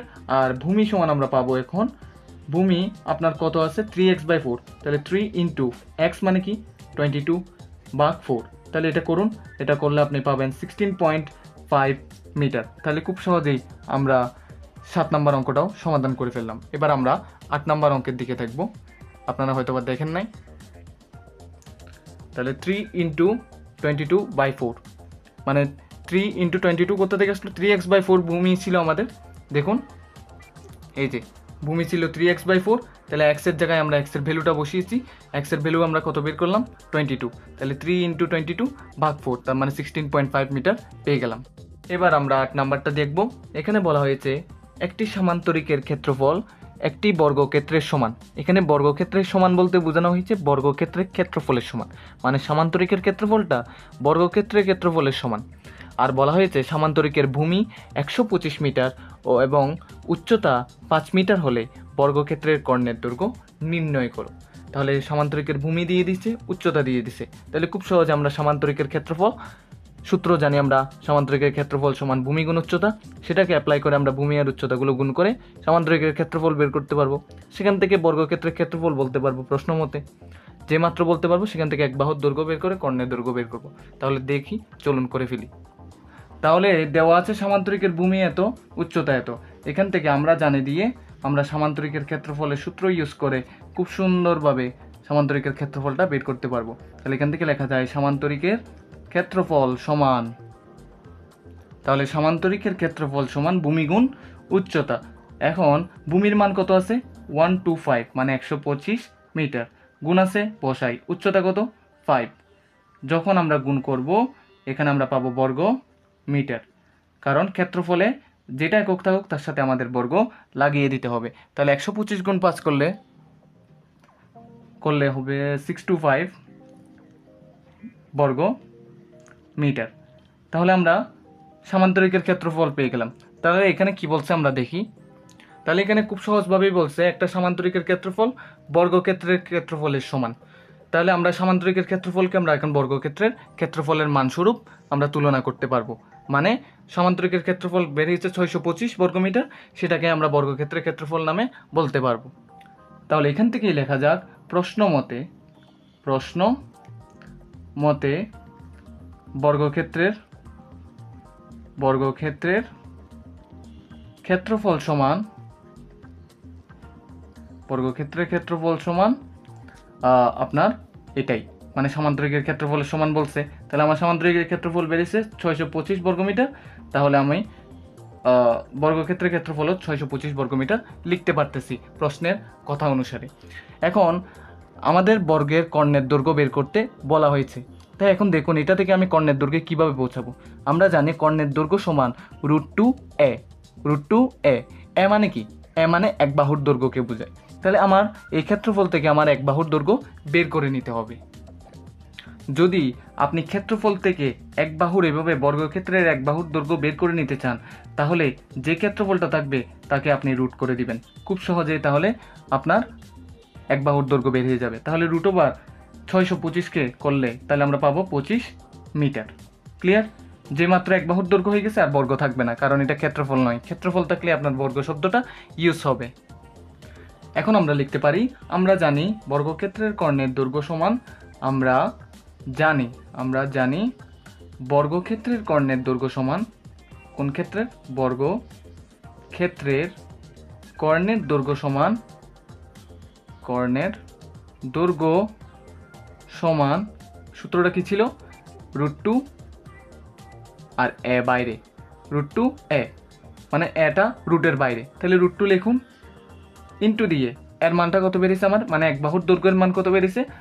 25। আমি আগে বলছিলাম এ মানে এখানে এক বাহুর দৈর্ঘ্যকে বোঝানো হয়েছে সূত্রের মধ্যে। তাহলে √2 × 25 করলে আমরা পাবো 35.35। অনেকে একটা জিনিস ভুল করে, রুটের বাইরে 25টা না বসিয়ে রুটের মধ্যেই 25 বসিয়ে ফেলে। মানে আমি দেখাই আপনাদের, অনেকে কি করে, আমি এখানে দেখুন, অনেকে এইভাবে √2 দিয়ে ইন্টু 25 করে ফেলে, দেখছেন? মানে রুট থেকে বের করে নেয়।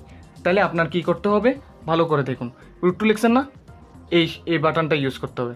বাটন থেকে ইউজ করলে রুট থেকে বের হয়ে গেল, ইন্টু 25 দিলেন, দেখবেন এখন সুন্দর একটা মান বের হলো 35.35।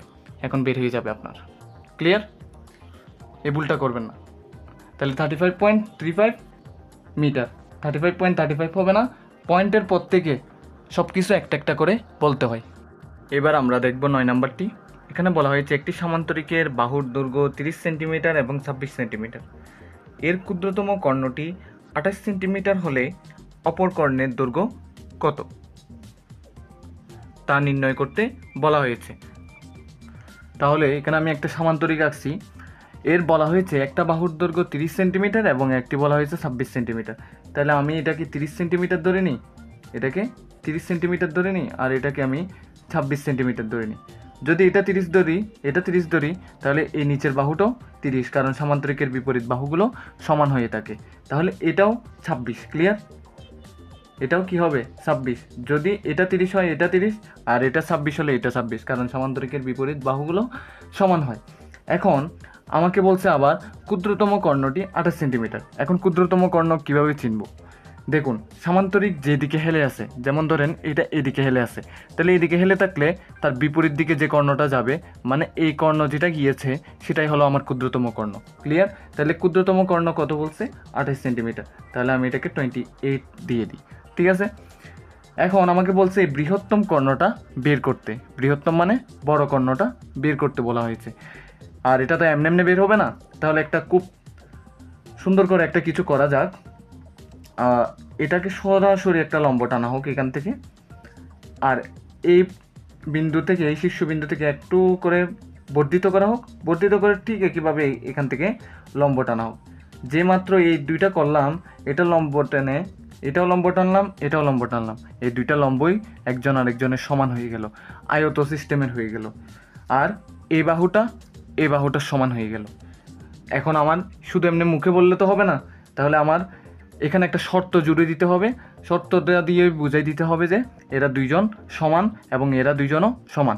আর তার আগে আমরা এখানে একটা নামকরণ করে নিই, আমরা সামান্তরিকটা আগে নামকরণ করি, এ বি সি ডি।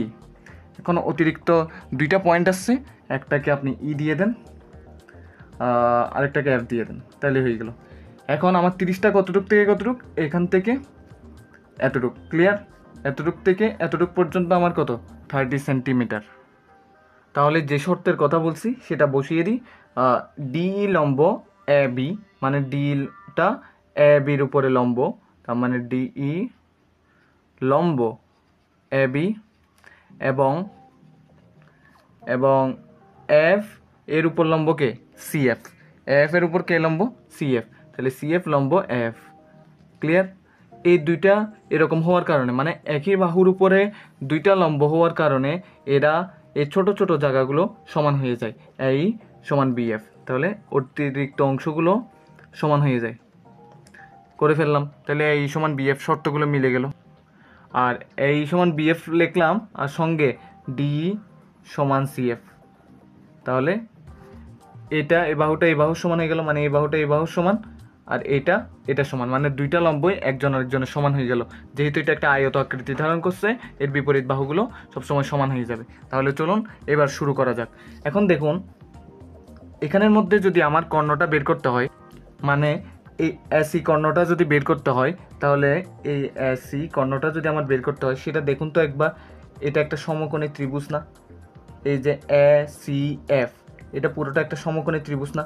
যদি সমকোণী ত্রিভুজ হয়, এটা পিথাগোরাসের উপপাদ্য অনুসরণ করে অতিভুজ স্কয়ার সমান লম্ব স্কয়ার যোগ ভূমি স্কয়ার করলেই আমার খুব সহজে মিলবে না? তাহলে আমার এই জায়গাটায় যদি আমি আনতে পারি, খুব সহজেই আমরা কাজগুলো করতে পারবো। মানে এস স্কয়ার সমান, মানে অতিভুজ স্কয়ার সমান লম্ব স্কয়ার, মানে সি এফ স্কয়ার যোগ এফ স্কয়ার, এফ মানে ভূমি স্কয়ার। এই জায়গাটায় আমি যদি আনতে পারি এবং সিএফ এবং এফ এর মান যদি আমার জানা থাকে, এই এসি মানে বৃহত্তম কর্ণটা আমি খুব সহজে বের করতে পারবো। তাহলে এত কথা না বাড়িয়ে শুরু করা যাক। তাহলে এখন দেখুন, প্রথমে শুরুতে ডি এ বি, এই ত্রিভুজটাতে এ বির মান দেওয়া আছে 30, এডির মান দেওয়া আছে 26, এবং আরেকটু যদি ভালো করে লক্ষ্য করেন, এই ডি বির মান দেওয়া আছে 28। তাহলে এটা একটা বিষমবাহু ত্রিভুজ। তাহলে বিষমবাহু ত্রিভুজের জন্য আমার ক্ষেত্রফল বের করতে হবে। ক্ষেত্রফল বের করতে হলে অর্ধ পরিসীমা আমার জানা লাগবে। সেই জন্য অর্ধ পরিসীমা যদি জানতে হয়, তাহলে ডি এ বি হতে আপনি এস বের করে ফেলবেন। এস মানে অর্ধ পরিসীমা। এস সমান কি, সবগুলো বাহুর যোগফল, মানে ত্রিভুজের, মানে বিষমবাহু ত্রিভুজের যেটা আছে সেই বিষমবাহু ত্রিভুজটার যোগফল ডি এ বি। বুঝতে পারছেন? এই ডি, এই এ বি, এতটুক পর্যন্ত। ক্লিয়ার? এই ত্রিভুজ যেটা আমি গাঢ় করে দিছি, এটাকেই লক্ষ্য করুন। তাহলে তার তিনটা বাহু কী কী? একটা পাচ্ছি 26, আরেকটা পাচ্ছি 28, আরেকটা পাচ্ছি 30। মানে সবগুলোকে যোগ করে আপনি ভাগ দিবেন 2 দিয়ে। তাহলে যদি আপনি ভাগ দেন, এখানে পাবেন আপনি 84 পাচ্ছেন। 84 দিয়ে 2কে ভাগ করলে আপনি পাচ্ছেন 42 সেন্টিমিটার। ক্লিয়ার? এখন তো আপনার আর কোনো কিছু করার নাই, সরাসরি ক্ষেত্রফলটা বের করে ফেলুন। ত্রিভুজ ডি এ বি এর ক্ষেত্রফল সমান, আমরা বিষমবাহু ত্রিভুজের ক্ষেত্রফলের সূত্রটা কি জানি? এখান থেকে লিখি, যেহেতু ওইদিকে জায়গা কম হবে। বিষমবাহু ত্রিভুজের ক্ষেত্রফলের সূত্রটা হলো S into S minus A into S minus B into S minus C. Clear? এখন আমাদের এস মানে কি, এই যে এখানে উপরে যেটা দেওয়া আছে, তাহলে উপরে কি আছে, এস এর মান 42 আছে, তাহলে 42 বসিয়ে দেন, আবার ব্র্যাকেট, আবার এস এর মান 42 মাইনাস এ বি সি, মানে কি, এ মানে একটা, বি মানে আরেকটা, সি মানে আরেকটা। তিনটা বাহুকে তিনটার নামকরণ দিয়ে আপনি বসাই দিবেন। এ দিয়ে আপনি 26 বসাই দেন, বি দিয়ে 28, সি দিয়ে 30 বসাই দেন। এ দিয়ে তাহলে আমি 26 বসাচ্ছি, তারপরে আবার এস দিয়ে 42 মাইনাস বি সমান 28 আমরা বসিয়ে দিতে পারতেছি। একইভাবে এগুলো বসিয়ে ফেলি। এস মাইনাস সি, এস মানে কত, 42 মাইনাস সি মানে কত, 30, আরেকটা আছে বাহু। তিনটাকে তিনটা নামে বসাই দিছি, মানে তিনটা বাহু আছে 26, 28, 30 মাপে। এই 30 তিনটা মাপটাই আমি এ বি সি তিনটাতে বসাই দিলাম। এখন এটা ক্যালকুলেটরে যদি আমরা করি খুব সুন্দর করে, তাহলে 336 বর্গ মিটার হবে, মানে বর্গ সেন্টিমিটার হবে, বর্গ সেন্টিমিটার। মিটার। ক্লিয়ার? এখন আমরা এখান থেকে একটা কাজ করব, এখন দিয়ে আমরা খুব সহজে এটা কাজটাকে সমাধান করার পথে যাচ্ছি। এখন হাফ ইন্টু ভূমিগুণ উচ্চতা দিতে পারেন। ডিএবি ক্ষেত্রফলটা আপনি হাফ ইন্টু ভূমিগুণ উচ্চতা দিয়েও বের করতে পারেন, কারণ যে কোনো ত্রিভুজের ক্ষেত্রফল আপনি হাফ ইন্টু ভূমিগুণ উচ্চতা দিয়ে বের করতে পারেন। এখানে আমি এটা কেন করব হাফ ইন্টু ভূমিগুণ উচ্চতা, এটা একটা কথা আছে। আমি হাফ ইন্টু ভূমিগুণ উচ্চতা যখন করব তখন আমার উচ্চতার মানটা আমরা খুব সহজে পেয়ে যাব। কিভাবে পাবো সেটা এখন দেখি। হাফ ইন্টু ভূমিগুণ উচ্চতা হলে ভূমি কি আছে এবি, উচ্চতা আছে ডিই। ডিই উচ্চতা একদম সোজা, দেখুন ডিএ হবে না, এডি হবে না, কারণ সে হেলে পড়ছে, হেলে গেলে এটা লম্ব হবে না, লম্ব হবে ডিটা। ক্লিয়ার? এবি ইন্টু ডিই, তাহলে আমরা লিখতে পারতেছি half into AB into D, তাহলে হাফ ইন্টু ভূমিগুণ উচ্চতা হয়ে গেল আমার। আর এদিকে আমরা ক্ষেত্রফলের কি পাইছি, আরেকটা 336 পাইছিলাম। এখন এটা যদি আমরা খুব সহজে সমাধান করি, এখানে দেখি হাফ ইন্টু এবির মান আমার কত ছিল, আমরা এটা দেখি একটু করে। এবির মান আমার ছিল 30, ভালো করে দেখলে বুঝতে পারছেন। এবির মান 30, এবির মান 30 ইন্টু ডি সমান 336। 2 দিয়ে 30কে কাটলে আপনি পাচ্ছেন 15, 15টা গুণাকার আছে এটার সাথে, এদিকে গেলে ভাগ আকার ধারণ করবে, সুতরাং ডিই দিয়ে 334কে 15 দিয়ে ভাগ করলে আপনি পাচ্ছেন 2.4 মানে 22.4 সেন্টিমিটার। যেহেতু আপনাকে প্রথমে বলেছিলাম ডি সমান সিএফ, দেখুন এখানের মধ্যে এই যে প্রথমে বলছি ডিই সমান সিএফ, তাহলে আমি ডি এর মান যেটা বেরিয়েছে এটা সিএফ এর মান দিয়ে আমরা বসিয়ে দিতে পারি। তাহলে ডিই সমান সিএফ, ডিই সমান 22.4 বেরিয়েছে, তাহলে সমান দিয়ে সিএফ আমরা লিখতে পারছি। এখন আমরা লম্ব একটার মান পেয়ে গেছি, লম্ব দুইটারই মান পেয়ে গেছি বলতে গেলে, যেহেতু দুজন সমান ডিই এবং সিএফ পেয়ে গেছি। এখন এই এবং বিএফ পেলে আমরা খুব সহজে পুরো ভূমিটা আমরা নিতে পারবো। আর সিএফ এর মান তো আমরা অলরেডি পেয়ে গেছি, আর এরপর আমরা এটার মধ্যে দেখেন সিএফ পেয়ে গেছি, আর লাগতেছে কি আমাদের এফ লাগতেছে। সিএফ পেয়ে গেছি, এফ লাগতেছে, এফ এর জন্য আমাদের এই সমস্যা আর বিএফ এর সমস্যা, এটা তাহলে আমরা বের করে ফেললেই, একটা বের করলেই আমরা বিএফ এর মান পেয়ে যাব। দেখুন এই সমান বিএফ, তাহলে এই যদি আমি বের করতে পারি তাহলে খুব সহজে হয়ে যাবে। তাহলে এখানে একটু দেখুন, অনুসরণ করি আমরা। আপনি এডির মান জানেন, এটার একটু দেখুন, এটা লম্ব যেহেতু এটা একটা সমকোণী ত্রিভুজ, সমকোণী ত্রিভুজের পিথাগোরাসের উপপাদ্য যদি অ্যাপ্লাই করি, অতিভুজ স্কয়ার সমান লম্ব স্কয়ার যোগ ভূমি স্কয়ার। অতিভুজ আছে, লম্ব আমরা বের করছি, তাহলে আমার ভূমি বের করা খুবই সহজ। তাহলে আমরা অতিভুজ পাইলাম আছে 26, তার লম্ব আছে কত 22.4, তাহলে সেটাকে অ্যাপ্লাই করি। তাহলে আমরা লিখতে পারতেছি ত্রিভুজ ডিই এ হতে ওই যেটা দেখালাম অতিভুজ স্কয়ার, অতিভুজ পাইছিলাম 26 স্কয়ার সমান লম্ব স্কয়ার, লম্ব কত আছে আমাদের, লম্ব ডি এর মান কত পাইছি আমরা 22.4, তাকে স্কয়ার করে দিব, প্লাস ভূমি স্কয়ার, ভূমি আমরা কত দেখছিলাম এই, তাকে স্কয়ার করলাম। ক্লিয়ার? এই জায়গা থেকে আমরা সমাধানের পথে যাচ্ছি। এর মান যেহেতু জানতে হবে, এইকে ওইদিকে রাখেন, এক পাশে রাখি দিই, ঠিক আছে। এখন আচ্ছা এটা অনেকে বুঝতে পারবেন না, সেজন্য আমি সিম্পলি করি 26 স্কয়ার, এটা রাখেন, এটা যেহেতু যোগ আকারে আছে এদিকে আসলে কি হয়ে যাবে, ভাগ আকার ধারণ করবে। ক্লিয়ার? সমান এ ই হোল স্কয়ার। এখন দেখুন আমি শুধু এর মান বের করবো, এর স্কয়ারের মান বের করবো না, তাহলে স্কয়ারটা কেটে দিলে এদিকে আমার কি এসে যাবে, √ওভার এসে যাবে। ক্লিয়ার? তাই সুতরাং আমরা এই সমান লিখতে পারতেছি ডাইরেক্ট। এটাকে যদি আমি ক্যালকুলেটারে শেষ করি তাহলে আমার বের হচ্ছে আমার 13.2, তাহলে আমার পাচ্ছি 13.2। তাহলে আমরা এই সমান কি জানছি, এই সমান বিএফ, আমি আগেই বলছি এই সমান বিএফ, তাহলে আমি এটা সমান বিএফ লিখে দিতে পারতেছি। তাহলে আমার বিএফ এর মানও জানা হয়ে গেল, সিএফ এর মানও জানা হয়ে গেল, তাহলে আমরা মানটা বসিয়ে দিলে খুব সহজে আমরা কাজগুলো সমাধানের পথে যেতে পারতেছি। এই যে সিএফ এর মানও জানা আছে, এফ এর মানও জানা আছে। এটা যেহেতু অনেকে বুঝতে পারবেন না অন্যদিকে করলে, এখানেই করে ফেলি। তাহলে এস স্কয়ার সমান আমরা লিখতে পারি ত্রিভুজ কি এটা, ত্রিভুজ সি এফ এ, ত্রিভুজ সি এফ এ হতে অতিভুজ স্কয়ার সমান আমরা লিখতে পারি, অতিভুজ কি আছে এসি, এসি স্কয়ার সমান লম্ব স্কয়ার যোগ ভূমি স্কয়ার, লম্ব আছে কি সিএফ যোগ ভূমি হলো এফ স্কয়ার। ক্লিয়ার? এখন আমরা এটাকে যদি একটু ধাপে ধাপে সমাধান করি, দেখুন তো সিএফ আপনার আছে, এটা হুবহু লিখে দিতে পারতেছেন, যোগ এফ, দেখুন এফটা অনেক ভাগে বিভক্ত, এই পর্যন্ত একটা ভাগ, সরি এই না, এ বি পর্যন্ত একটা ভাগ আর বিএফ পর্যন্ত আর একটা ভাগ। এবি পর্যন্ত আপনার আছে কত 30, আর বিএফ এর মান আপনি বের করছেন 13.2। তাহলে এখন এবি, তাহলে লিখতে পারতেছেন এবি যোগ বিএফ, তাহলে এবি যোগ বিএফ হোল স্কোয়ার। এখন যার যার মানটা বসিয়ে আমরা কাজগুলো সমাধানের পথে যাব। তাহলে আমরা এখন করে ফেলি। এটার মান কত বেরিয়েছে আপনার, সিএফ এর মান বেরিয়েছিল 22.4, তাকে হোল স্কোয়ার করে দেন, প্লাস এটার মান কত বেরিয়েছে আপনার, এবির মান তো 30 দেওয়াই ছিল আগে থেকে, আর বিএফ এর মান কিছুক্ষণ আগে আপনি 13.2 বের করছেন, তাকে হোল স্কোয়ার করে দিলে হলো। এখন এখানে কাজ সমাধানের সময়। এখন দেখুন এটা হলো এস স্কোয়ার, তাহলে আমরা এস স্কোয়ার এখানেও রাখি, এখানেও এস স্কোয়ার রাখি।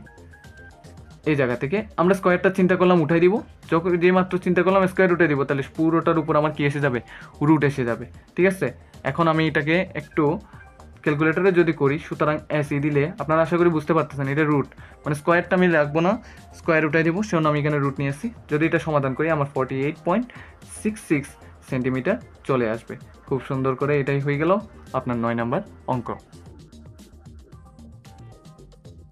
পারতেছি অপর কর্ণের দৈর্ঘ্য 48.66 সেন্টিমিটার। এখানে 10 নম্বর অঙ্কে বলা হলো একটি রম্বসের পরিসীমা 180 সেন্টিমিটার এবং ক্ষুদ্রতম কর্ণটি 54 সেন্টিমিটার, এর অপর কর্ণ এবং ক্ষেত্রফলটা নির্ণয় করতে বলেছে। তাহলে সেখান থেকে দেওয়া আছে রম্বসের পরিসীমা 180 সেন্টিমিটার, লিখতে পেরেছি। তাহলে পরিসীমা বলতে কি বোঝায়, চারটি বাহুর যোগফলকেই বোঝায়, মানে রম্বসের পরিসীমা বলতে রম্বসের চারটি বাহুর যোগফলকেই 180 সেন্টিমিটার, এটাকে মানে পরিসীমা বোঝানো হয়েছে। আর চারটি বাহুই সমান হয় আমরা জানি রম্বসের, তাই আমরা এক বাহুর দৈর্ঘ্য আমরা খুব সহজে বের করতে পারবো। কিভাবে এক বাহুর দৈর্ঘ্য আমরা বের করতে পারবো, 4 দিয়ে ভাগ করার মাধ্যমে, কি যেহেতু চারটি বাহুর যোগফল সমান। ক্লিয়ার, মানে রম্বসের পরিসীমা বলতে বুঝিয়েছে চারটি বাহুর যোগফলকে, আর চারটি বাহু যখন সমান 4 দিয়ে ভাগ করলে আমার পরিসীমাকে আমরা খুব সহজেই কি পেয়ে যাব, এক বাহুর দৈর্ঘ্য পেয়ে যাব। তাহলে 45 সেন্টিমিটার হলো এক বাহুর দৈর্ঘ্য, তাহলে আমরা খুব সহজেই পেয়ে গেলাম। এখন এটাকে একটু নামকরণ করে দিই, যেহেতু এর ক্ষুদ্রতম কর্ণ এবং বৃহত্তম কর্ণ জানতে চাওয়া হয়েছে। এখন একটা কথা মাথায় রাখুন, রম্বসের ক্ষুদ্রতম কর্ণ কিভাবে চিহ্নিত করব। দেখুন এটা হেলে আছে কোন দিকে, এই দিকে, যখন হেলে আসে এইদিকে তার বিপরীত দিকে যে কর্ণটা যাবে সেটাই হবে ক্ষুদ্রতম কর্ণ, তার মানে এটা হলো ক্ষুদ্রতম কর্ণ। এখন আমার ক্ষুদ্রতম কর্ণের মান দিয়ে দেওয়া আছে, আমার ফ্রি হ্যান্ডে আঁকতে হচ্ছে, সেজন্য একটু ব্যাকাতেরা হইতেই পারে, আপনারা একটু স্কেল দিয়ে আঁকবেন।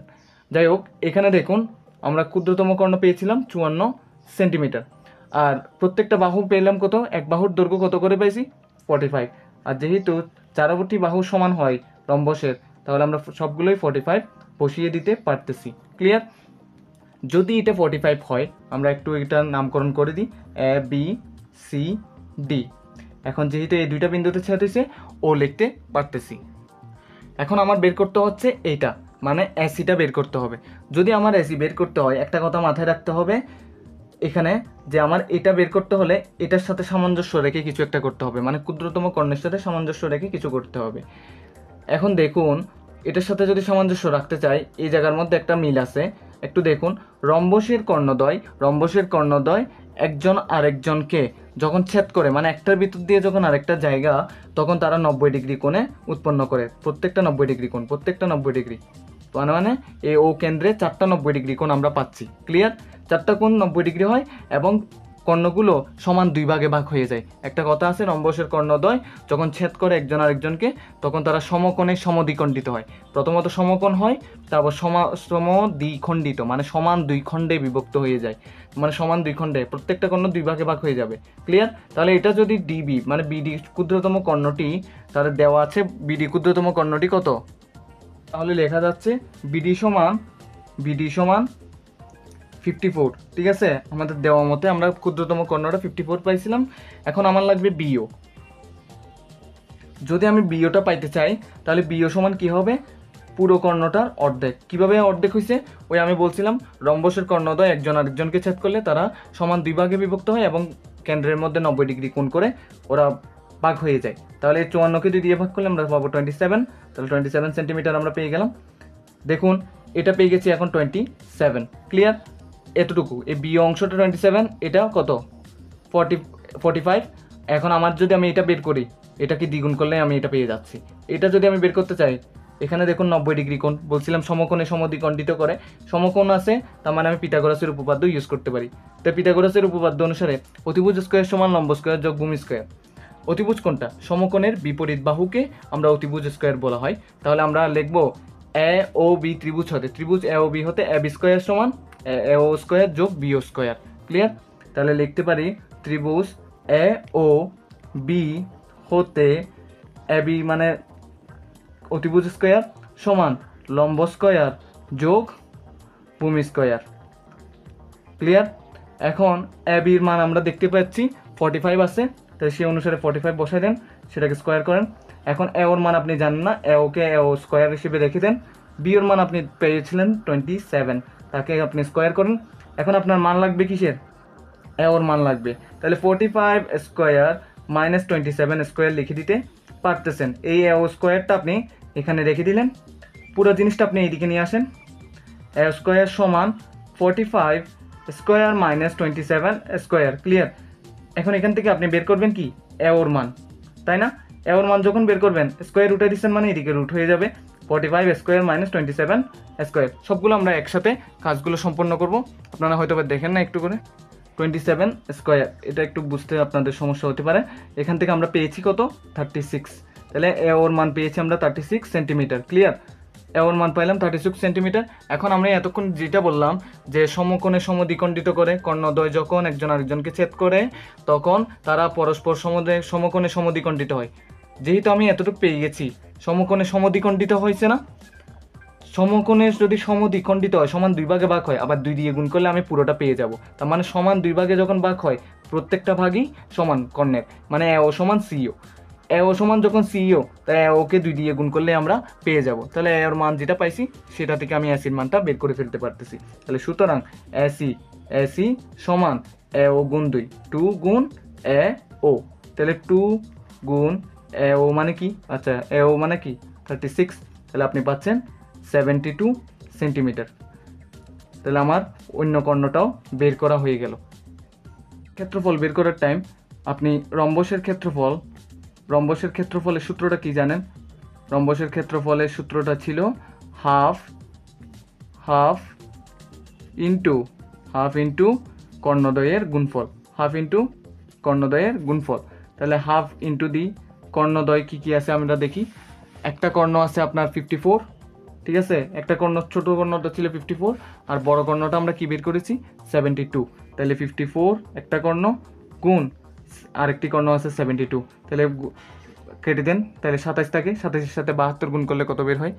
তাহলে আমরা গুণ করলে 27-এর সাথে 72 গুণ করলে পাচ্ছি 1944 বর্গ সেন্টিমিটার। ক্লিয়ার?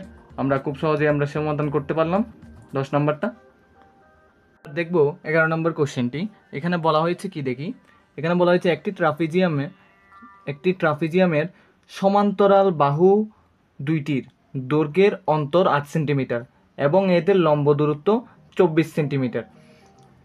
যদি ট্রাপিজিয়ামের ক্ষেত্রফল 300 বর্গ সেন্টিমিটার হয়, ট্রাপিজিয়ামের ক্ষেত্রফল কত দিছে? 312 বর্গ সেন্টিমিটার হয়, তবে বাহু দুইটির দৈর্ঘ্য নির্ণয় করো। তাহলে করা যাক। আপনারা যা যা দেওয়া আছে তা দেওয়া আছে দিয়েই লিখে ফেলবেন। ক্লিয়ার? যা যা দেওয়া আছে তা দেওয়া আছে দিয়ে লিখে ফেলবেন। আমি এত কথা না বাড়িয়ে সরাসরি আপনাদের অঙ্কটা বুঝিয়ে দিই। ট্রাপিজিয়ামের ক্ষেত্রফল আপনার দেওয়া আছে 300 বর্গ। আপনি দেখেন, আমরা জানি ট্রাপিজিয়ামের ক্ষেত্রফল সমান হাফ ইন্টু বাহুদ্বয়ের যোগফল।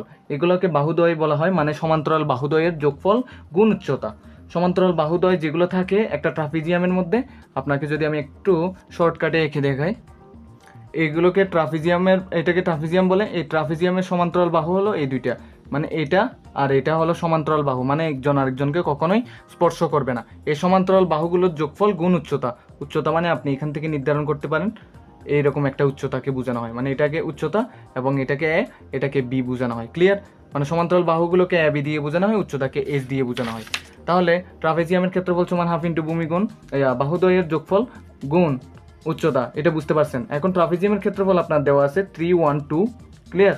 ট্রাপিজিয়ামের ক্ষেত্রফল প্রশ্নে দেওয়া আছে 312, সমানটা এখানে বসাই হাফ ইন্টু বাহুদ্বয়ের যোগফল, হাফ ইন্টু সমান্তরাল বাহুদ্বয়ের যোগফল কোন উচ্চতা? উচ্চতা আপনাদের কত দেওয়া আছে? 24 মানে 24 সেন্টিমিটার। প্রশ্নটা নিলে একটু ভালো করে দেখতে পাবেন। For 24 centimetre. এখান থেকে আমরা খুব সহজে করতে পারবো। 2 দিয়ে যদি আমি 24কে কাটি আমরা পাই 12, 12 দুগুণে 24, সেই অনুসারে 12টা আপনার কি আকার আছে? গুণ আকারে। এদিকে গেলে আমার কি হয়ে যাবে? ভাগ আকার ধারণ করবে। তাহলে 12 ভাগ আকার দিয়ে দেন, আর এদিকে সমান দিয়ে a প্লাস বি আছে সেটাকে বসিয়ে দেন। আশা করি আপনারা এটা বুঝতে পারছেন। a প্লাস বি আছে, এদিকে 12টা গুণ আকারে ছিল, এদিকে গেছে ভাগ আকার হয়ে গেছে। এখন a প্লাস বি পুরোটাকে আমরা এই পাশে নিয়ে আসবো, আর 312কে আমরা 12 দিয়ে ভাগ করে সরাসরি বসিয়ে দিব। তাহলে a প্লাস বি সমান আমরা পাইলাম 26। এটাকে আমরা 1 নং সমীকরণ দিয়ে লিখে রাখি। আর এখানে দেওয়া আছে একটা বিষয় আছে, এখানে বলা আছে একটি ট্রাপিজিয়ামের সমান্তরাল বাহু দুইটির দৈর্ঘ্যের অন্তর। তার মানে বাহু দুইটা যেগুলো আছে সমান্তরাল, এগুলোর অন্তর, অন্তর মানে বিয়োগফল। তাহলে সেই অনুসারে সমান্তরাল বাহু আছে এ আর বি, তাদের অন্তর বলছে মানে মাইনাস, অন্তর কত বলছে? 8 সেন্টিমিটার। এটাকে আপনি 2 নং সমীকরণ দিয়ে দেন এবং 1 ও 2কে আপনি সমাধান করেন। 1 যোগ 2 করে ফেলেন। 1 যোগ 2 যখন করবেন তাহলে আপনি বুঝতে পারবেন। এখন দেখুন আমি এখানে করতেছি। a প্লাস বি সমান আছে 26, আর a মাইনাস বি সমান আপনার আছে 8। এটাকে যদি আপনি সমাধান করেন এখানে পাবেন a আর a যোগ করলে 2a, আর সমান দিয়ে 26 আর 8 যোগ করলে পাবেন 34। বি থেকে বি ক্যান্সেল আউট হয়ে গেছে, সেও আর নাই। 2টা গুণ আকার আছে দেখুন। তাহলে এদিকে গেলে কি হয়ে যাবে? ভাগ আকার ধারণ করবে। 34কে আমরা 2 দিয়ে ভাগ করলে আমরা কি পাচ্ছি আমরা দেখি। তাহলে সুতরাং দিয়ে আমরা লিখতে পারি, সুতরাং a সমান 34কে 2 দিয়ে ভাগ করলে আমরা পাবো 17। তাহলে একটা বাহুর দৈর্ঘ্য নির্ণয় করা হয়ে গেছে। এখন এই একটা বাহু এর মানটা আপনি 1 নং বা 2 নং যে কোনো একটাতে বসিয়ে দিলেই আপনার মান বের হয়ে যাবে। আমি 1 নংয়ে বসাচ্ছি। দেখুন 1 নংয়ে আছে a প্লাস বি, তাহলে 1 নংয়ে আপনার a সমান 17 বসিয়ে পাই। ক্লিয়ার? বসিয়ে পাই। তাহলে a প্লাস বি সমান ছিল 26। আমি শুধু এর মানটা আমরা এখন বসিয়ে দিব। এর মানটা ছিল 17, বসালাম, প্লাস বি লিখলাম, সমান 26। আমার যেহেতু বি এর মান বের করতে হবে, বিকে রেখে দিই, 17কে ওই পাশে নিয়ে যাবো গা। 26 আছে, 26 বসাই, 17টা প্লাস আকারে আছে, দিকে গেলে মাইনাস আকার ধারণ করছে। তাহলে সুতরাং বি সমান 9। তাহলে আমি একটা বাহুর মান পাইলাম 17, সমান্তরাল বাহুগুলোর একটার মান পাইলাম 17, একটার মান পাইলাম 9। 12 নম্বরে দেওয়া আছে একটি ট্রাপিজিয়ামের সমান্তরাল বাহুদ্বয়ের দৈর্ঘ্য যথাক্রমে 31 সেন্টিমিটার আর 11 সেন্টিমিটার। সমান্তরাল বাহুদ্বয় যেগুলো থাকে, যে দুইটা বাহু থাকে, এবং অপর বাহু দুইটির দৈর্ঘ্য যথাক্রমে 10 সেন্টিমিটার ও 12 সেন্টিমিটার। তাহলে ক্ষেত্রফল নির্ণয় করো। তাহলে আমরা ট্রাপিজিয়ামের দুইটা সমান্তরাল বাহু পাইছি, একটা হলো 31 সেন্টিমিটার আর একটা হলো 11 সেন্টিমিটার।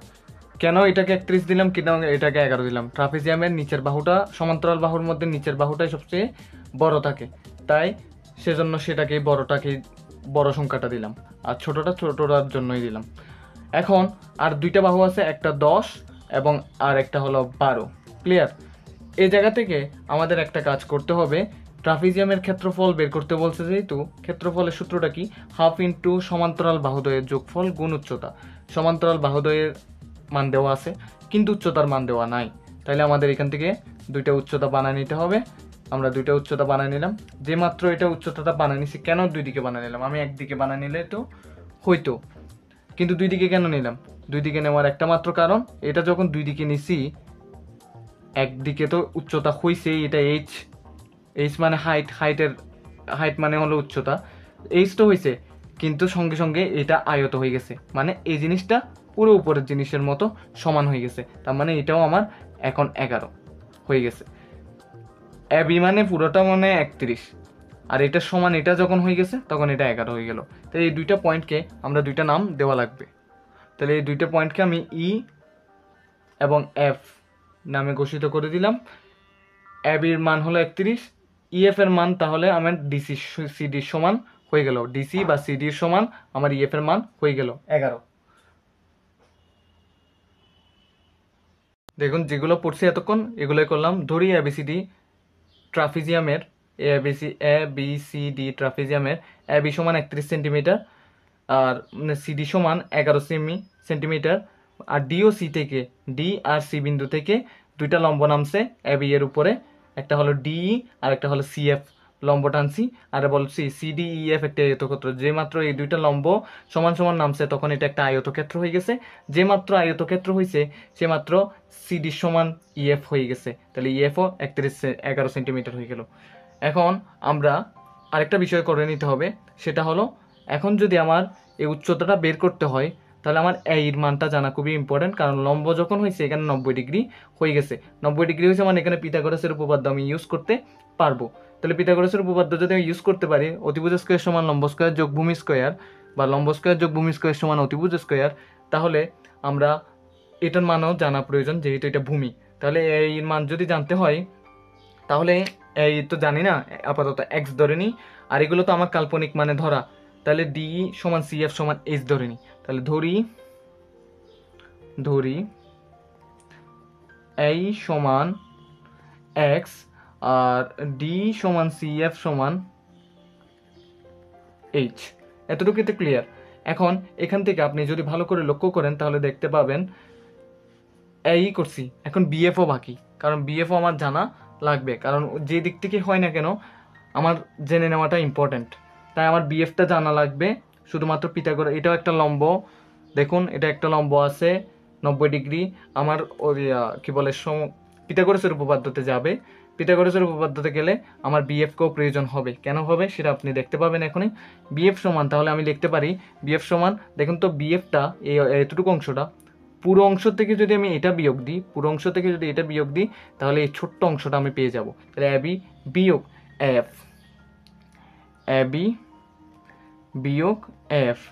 এখন এবিকে বিয়োগ এফকে যদি আমি ভেঙে লিখি, এফ দেখুন তো এই যোগ ইএফ না, এই এবং ইএফ অংশে বিভক্ত, তাহলে এই যোগ ইএফ লিখতে পারি, এই যোগ ই এফ।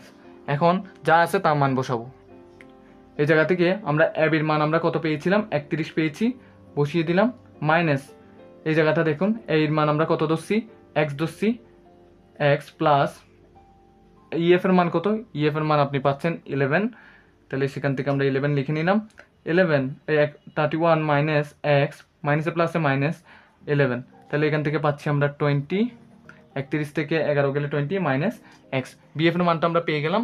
এখান থেকে আমরা একটু লক্ষ্য করব, কারণ আমরা এই মানটা পাইছি, এটাকে অনুসরণ করে এক্স ধরছিলাম, সেটাকে অনুসরণ করে আমরা পিথাগোরাসের উপপাদ্যকে ফলো করব। পিথাগোরাসের উপপাদ্য অনুসারে লম্ব স্কয়ার যোগ ভূমি স্কয়ার সমান অতিভুজ স্কয়ার, তাহলে ত্রিভুজ এডি হতে পাই, ত্রিভুজ এডি হতে পাই এই স্কয়ার যোগ ডি স্কয়ার সমান এডি স্কয়ার, ক্লিয়ার। তাহলে ত্রিভুজ এডি হতে পাই, ত্রিভুজ এডিই হতে পাই, কি কি পাচ্ছি আমরা, এ স্কয়ার যোগ ডি স্কয়ার যোগ সমান এডি স্কয়ার। এখন এর মান কত দেখছিলাম আমরা ধরছিলাম, এর মান আমরা ধরছিলাম এই যে এক্স, এক্স ধরে নিয়েছিলাম, এক্স স্কয়ার বসাইতে পারতেছি, ডি এর মান কত জানি আমরা, এই যে ডি এর মান আমরা এইচ ধরে নিয়েছিলাম, ডি সমান এইচ এফ, সি এফ সমান এইচ, আর এডির মান কত, আপনার এডির মানটা আপনি কোথায় পাবেন, এই তো এখানে চিত্রে দেখলেই তো পাচ্ছি, এডির মানটা আপনি পাচ্ছেন 10, দেখুন এডির মানটা আপনি পাচ্ছেন 10, তাহলে আমি এডির মান 10 বসিয়ে দিতে পারতেছি, 10কে স্কোয়ার করলেই হয়ে যাচ্ছে। তাহলে আমি একটু মডিফাই করে লিখি, x square plus H square সমান 10কে স্কোয়ার করলে 100, এটাকে 1 নং সমীকরণ দিয়ে চিহ্নিত করে রাখুন। এখন আরেকটা সমকোণী ত্রিভুজ অ্যাপ্লাই করা যায়, আমি আগেই বলছিলাম এই যে এটা বিসিএফ বা বিসিএফ ত্রিভুজকে ফলো করে আমরা কাজটা করতে পারি। এটার মধ্যে লম্ব স্কয়ার যোগ ভূমি স্কয়ার বা ভূমি স্কয়ার যোগ লম্ব স্কয়ার সমান অতিভুজ স্কয়ার, বিএফ স্কয়ার সমান বিএফ স্কয়ার যোগ সিএফ স্কয়ার সমান বিসি স্কয়ার, তাহলে বিসিএফ ত্রিভুজ হতে পাই, তাহলে ত্রিভুজ বিসিএফ হতে পাই, কি পাইলাম আমরা, বিএফ স্কয়ার যোগ মানে ভূমি স্কয়ার যোগ লম্ব স্কয়ার সিএফ স্কয়ার সমান বিসি স্কয়ার মানে অতিভুজ স্কয়ার, যার যার মান বসাই। বিএফ এর মান কত, আমরা বিএফ এর মান কত বের করছি সেটাই দেখতে যাই।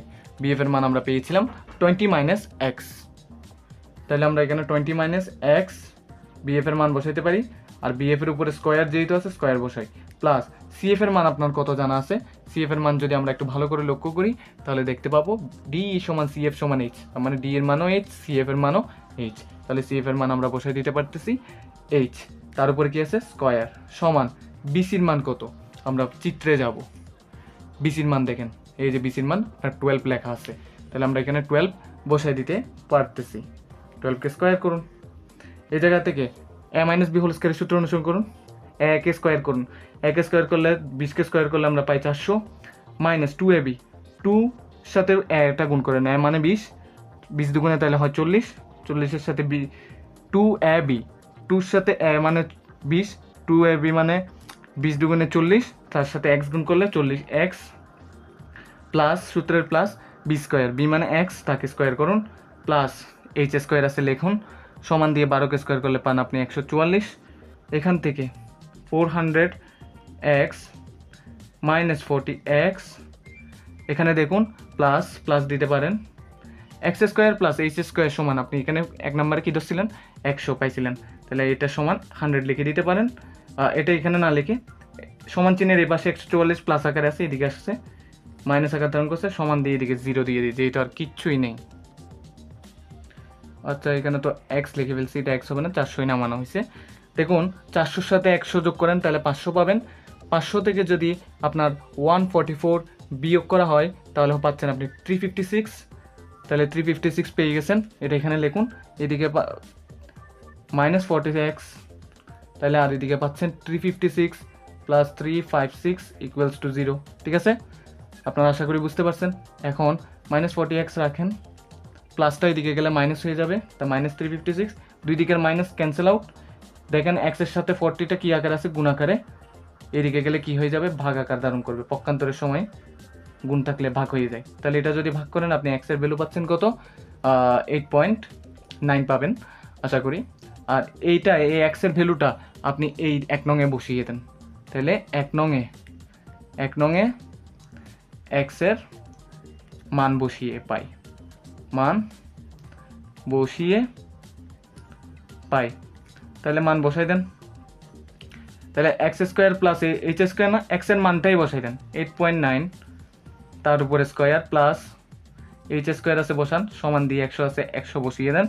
আপনি এখান থেকে এইচ স্কোয়ারকে রাখেন রুট ওভার না সরি 100 আছে 100 বসান, 8.9টা আপনার কি আকারে আছে, 8.9 স্কোয়ারটা প্লাস আকার, এদিকে গেছে মাইনাস আকার ধারণ করছে, আপনি আশা করি এটা বুঝতে পারছেন। এখান থেকে এইচ এর মান আপনার জানা লাগবে, এইচ স্কোয়ারের মান 9, তাইলে এখানে এইচকে উপর থেকে স্কোয়ার উঠে দিয়েছেন, এদিকে রুট এসে গেছে, আরগুলো বাদ বাকিগুলো যেমন আছে ঠিক তেমনটাই বসিয়ে দেন, বসিয়ে দিলেন যখন হয়ে গেল। এখন এখান থেকে আপনি সুতরাং এইচ এর মান দিয়ে এইচ এর মানটা বের করে নেন, এইচ এর মান পাবেন আপনি 4.55, তাহলে এইচ এর মানটা যখন পেয়ে গেছেন আপনার জন্য সুবিধে হলো। এখন এখানে বসিয়ে কাজটা আমরা সমাধান করে নিই, হাফ ইন্টু বাহুদ্বয়ের সমান্তরাল বাহুদ্বয়ের যোগফল, সমান্তরাল বাহুদ্বয়টা কী কী আছে 31 এবং 11, তাহলে 31 যোগ 11 গুণ এইচ এর মান আমরা মোটেই মাত্র পাইলাম 4.55। এখন এই 4.55-এর সাথে 31 আর 11 যোগ করলে কত হয় 42, 42-এর সাথে আপনি 4.55 গুণ করেন, তাকে আবার 2 দিয়ে ভাগ করেন, তাহলে আপনি পাচ্ছেন 95.76 বর্গ সেন্টিমিটার। এবার আমরা দেখব 13 নম্বর। এখানে বলা হয়েছে একটি সুষম অষ্টভুজের কেন্দ্র থেকে কণিক বিন্দুর দূরত্ব 1.5 মিটার হলে এর ক্ষেত্রফল নির্ণয় করো। তাহলে এটা একটা আমি অষ্টভুজ এঁকে নিলাম, এটার একটা নামকরণ করে নিই, A B C D E F G H, যেহেতু কেন্দ্রবিন্দুকে আমি ও ধরলাম, ঠিক আছে, কেন্দ্র যেহেতু আছে কেন্দ্রবিন্দু ধরলাম। এখন যেহেতু বলছে আমাকে এটার ক্ষেত্রফল নির্ণয় করতে, এখন দেখুন সুষম মানে কি সবগুলো সমান, 8টি ভুজের ক্ষেত্রফল আমার নির্ণয় করতে বলা হয়েছে। তাহলে আমি এখান থেকে যে কোনো একটা ত্রিভুজের ক্ষেত্রফল যদি আমি নির্ণয় করতে পারি, তার সাথে যদি আমি 8 গুণ দিই, তাহলে খুব সহজে আমরা এটার ক্ষেত্রফল নির্ণয় করে ফেলতে পারবো। এখন যে কোনো একটা ত্রিভুজের যদি আমি ক্ষেত্রফল জানতে হয়, আমরা জানি সুষম ভুজের যে কোনো একটা ত্রিভুজের ক্ষেত্রফল নির্ণয় করতে হলে হাফ এ স্কোয়ার সাইন থিটা, হাফ এ স্কোয়ার সাইন থিটার মধ্যে আমার এর মানটা আমরা জানি, কারণ এর মান বলে দিয়েছে আমার কণিক বিন্দু, কেন্দ্রবিন্দু থেকে কণিক দূরত্ব পর্যন্ত। কণিক দূরত্ব হলো আমার 1.5 মিটার। তাহলে আমার সাইন থিটা এখন জানতে হচ্ছে, কারণ এর মান তো আমরা বুঝে গেছি 1.5 মিটার, মানে এতটুক থেকে এখান পর্যন্ত দূরত্ব বা এখান থেকে এখান সবগুলোর মান 1.5 মিটারই হবে। এখন আমার এই কণিক দূরত্বটা মানে কোনটা আমার জানতে হচ্ছে, সাইন থিটা যেহেতু বলছে, তো সাইন থিটা যেহেতু আমার জানতে হয়, তার আগে আমার কিছু একটা লিখে নেওয়া খুব জরুরি। যেহেতু এগুলো আমরা একটা কাল্পনিক চিত্র এঁকেছি, কাল্পনিক চিত্রের উপর ডিপেন্ড করে আমরা একটা লেখা লিখে নিই। তাহলে তার উপর নির্ভর করে আমরা একটা লেখা লিখে নিলাম। ধরি, এটা ধরি কিন্তু আপনারা আবার অনেকে বুঝবেন না, ধরি ABCDEFGH একটি সুষম অষ্টভুজ, এর কেন্দ্র ও থেকে শীর্ষবিন্দুগুলো যোগ করলে, শীর্ষবিন্দু এই যে শীর্ষবিন্দুগুলো যোগ করলে 8টা সমান ক্ষেত্র বিশিষ্ট ত্রিভুজ আমরা পাবো। 8টা সমান ক্ষেত্র বিশিষ্ট আমরা ত্রিভুজ পাবো। তাহলে এখন আমরা সেখান থেকে যে কোনো একটার ক্ষেত্রফল নির্ণয় করতে পারলেই হলো। তাহলে একটার ক্ষেত্রফল নির্ণয় করতে হলে হাফ এ স্কোয়ার সাইন থিটা ইউজ করতে হবে। এর মান জানা আছে, থিটার মান জানা লাগবে। থিটার মান জানতে হলে যে কোনো একটা ত্রিভুজ ধরেন, আমি এ ও বি ত্রিভুজ ধরলাম, তাহলে সুতরাং কোণ এ ও বি সমান, আমরা জানি কেন্দ্রের মধ্যে 360 ডিগ্রি থাকে। কেন্দ্রের মধ্যে কয় ডিগ্রি থাকে? 360 ডিগ্রি থাকে। 360 ডিগ্রি সর্বোচ্চ হয়, এর থেকে বেশি আর হবে না। 360 ডিগ্রিকে আমরা 8টা ভুজ হয়েছে না, কয়টা হয়েছে এখানে ত্রিভুজ? 1টা 2টা 3টা 4টা 5টা 6টা 7টা 8টা, মোট 8টা ত্রিভুজ হয়েছে। 8 দিয়ে যদি আমি ভাগ দিই, প্রত্যেকটায় কয় কোণ করে নিচে আমরা বের হয়ে যাবে, যেহেতু সমান তাই আমি 8 দিয়ে সরাসরি ভাগ করলেই বের হয়ে যাবে। আর মোট হলো কেন্দ্রের মধ্যে মোট কোণ হলো, মোট পরিমাপ, কোণের পরিমাপ হলো 360 ডিগ্রি। সেখান থেকে প্রত্যেকটা ত্রিভুজ যেহেতু সমান, 8টা ত্রিভুজ যেহেতু 8 দিয়ে ভাগ করলেই আমার মানটা বের হয়ে যাবে। তাহলে আমরা পাচ্ছি 45 ডিগ্রি। তাহলে এওবির মান, যে কোনো একটার মান 45 ডিগ্রি বের হয়েছে, মানে সবগুলোর মানই 45 ডিগ্রি প্রত্যেকটা ত্রিভুজের মাঝখানে। আশা করি আপনারা ক্লিয়ার।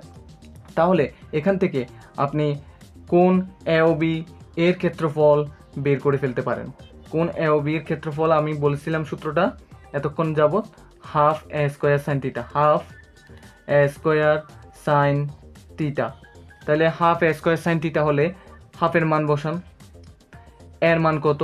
এর মান আপনাকে বলে দেওয়া হয়েছিল এতটুক থেকে এতটুক পর্যন্ত 1.5, মানে একদম কোণা থেকে মানে কেন্দ্র থেকে শীর্ষবিন্দু পর্যন্ত দূরত্ব হলো 1.5, প্রশ্নেই বলা দেওয়া আছে। তাহলে 1.5 বসালাম এর মান, তার বাইরে আছে স্কোয়ার, সাইন বসাই দিই গুণ দিয়ে। সাইন আপনার এই থিটার মান কত? 45 ডিগ্রি। তাহলে এখান থেকে আপনি মানটা বের করে নিতে পারেন। হাফ, এটাকে যদি আপনি বর্গ করেন 1.5কে, তাহলে আপনি পাবেন 2.25 ইন্টু সাইন 45 ডিগ্রিকে যদি আপনি মান বসান, তাহলে হয় 1/√2। আমরা ত্রিকোণমিতিতে শিখছি, এখান থেকে আপনি করতে পারেন 2.25 উপরে, আর নিচে থাকতেছে 2√2। তাহলে এটার মানটা আমরা বের করে নিই। তাহলে এটা করলে পাই আমরা 0.79 বর্গমিটার লিখে দিতে হবে, 0.79 বর্গ মিটার। তাহলে একটার মান বের করছি যখন, একটা ত্রিভুজের মান, তার সাথে আমরা 8 গুণ দিলেই আমাদের এই পুরো অষ্টভুজের ক্ষেত্রফলটা আমরা পেয়ে যাব। তাহলে ABCDEFGH এর ক্ষেত্রফল সমান, তাহলে আমরা লিখতে পারি ABCDEFGH এর ক্ষেত্রফল সমান 8 ইন্টু কোণ কত? AOB এর ক্ষেত্রফল। কোণ AOB এর কি ক্ষেত্রফল? কোণ AOB এর ক্ষেত্রফল আপনার কি বেরিয়েছে সেটা বলেন। 8 লিখে দিতে পারেন, গুণ AOB এর ক্ষেত্রফল বেরিয়েছে 0.79, গুণ করে দেন, তাহলে পাবেন 6.36 বর্গমিটার। আমি আগেই বলছিলাম যে একক যেটা থাকুক, ক্ষেত্রফল যখন বের করছেন তাহলে বর্গ শব্দটা লাগাই দিতে হবে। তাহলে 13 নম্বর অঙ্ক এখানেই শেষ হলো।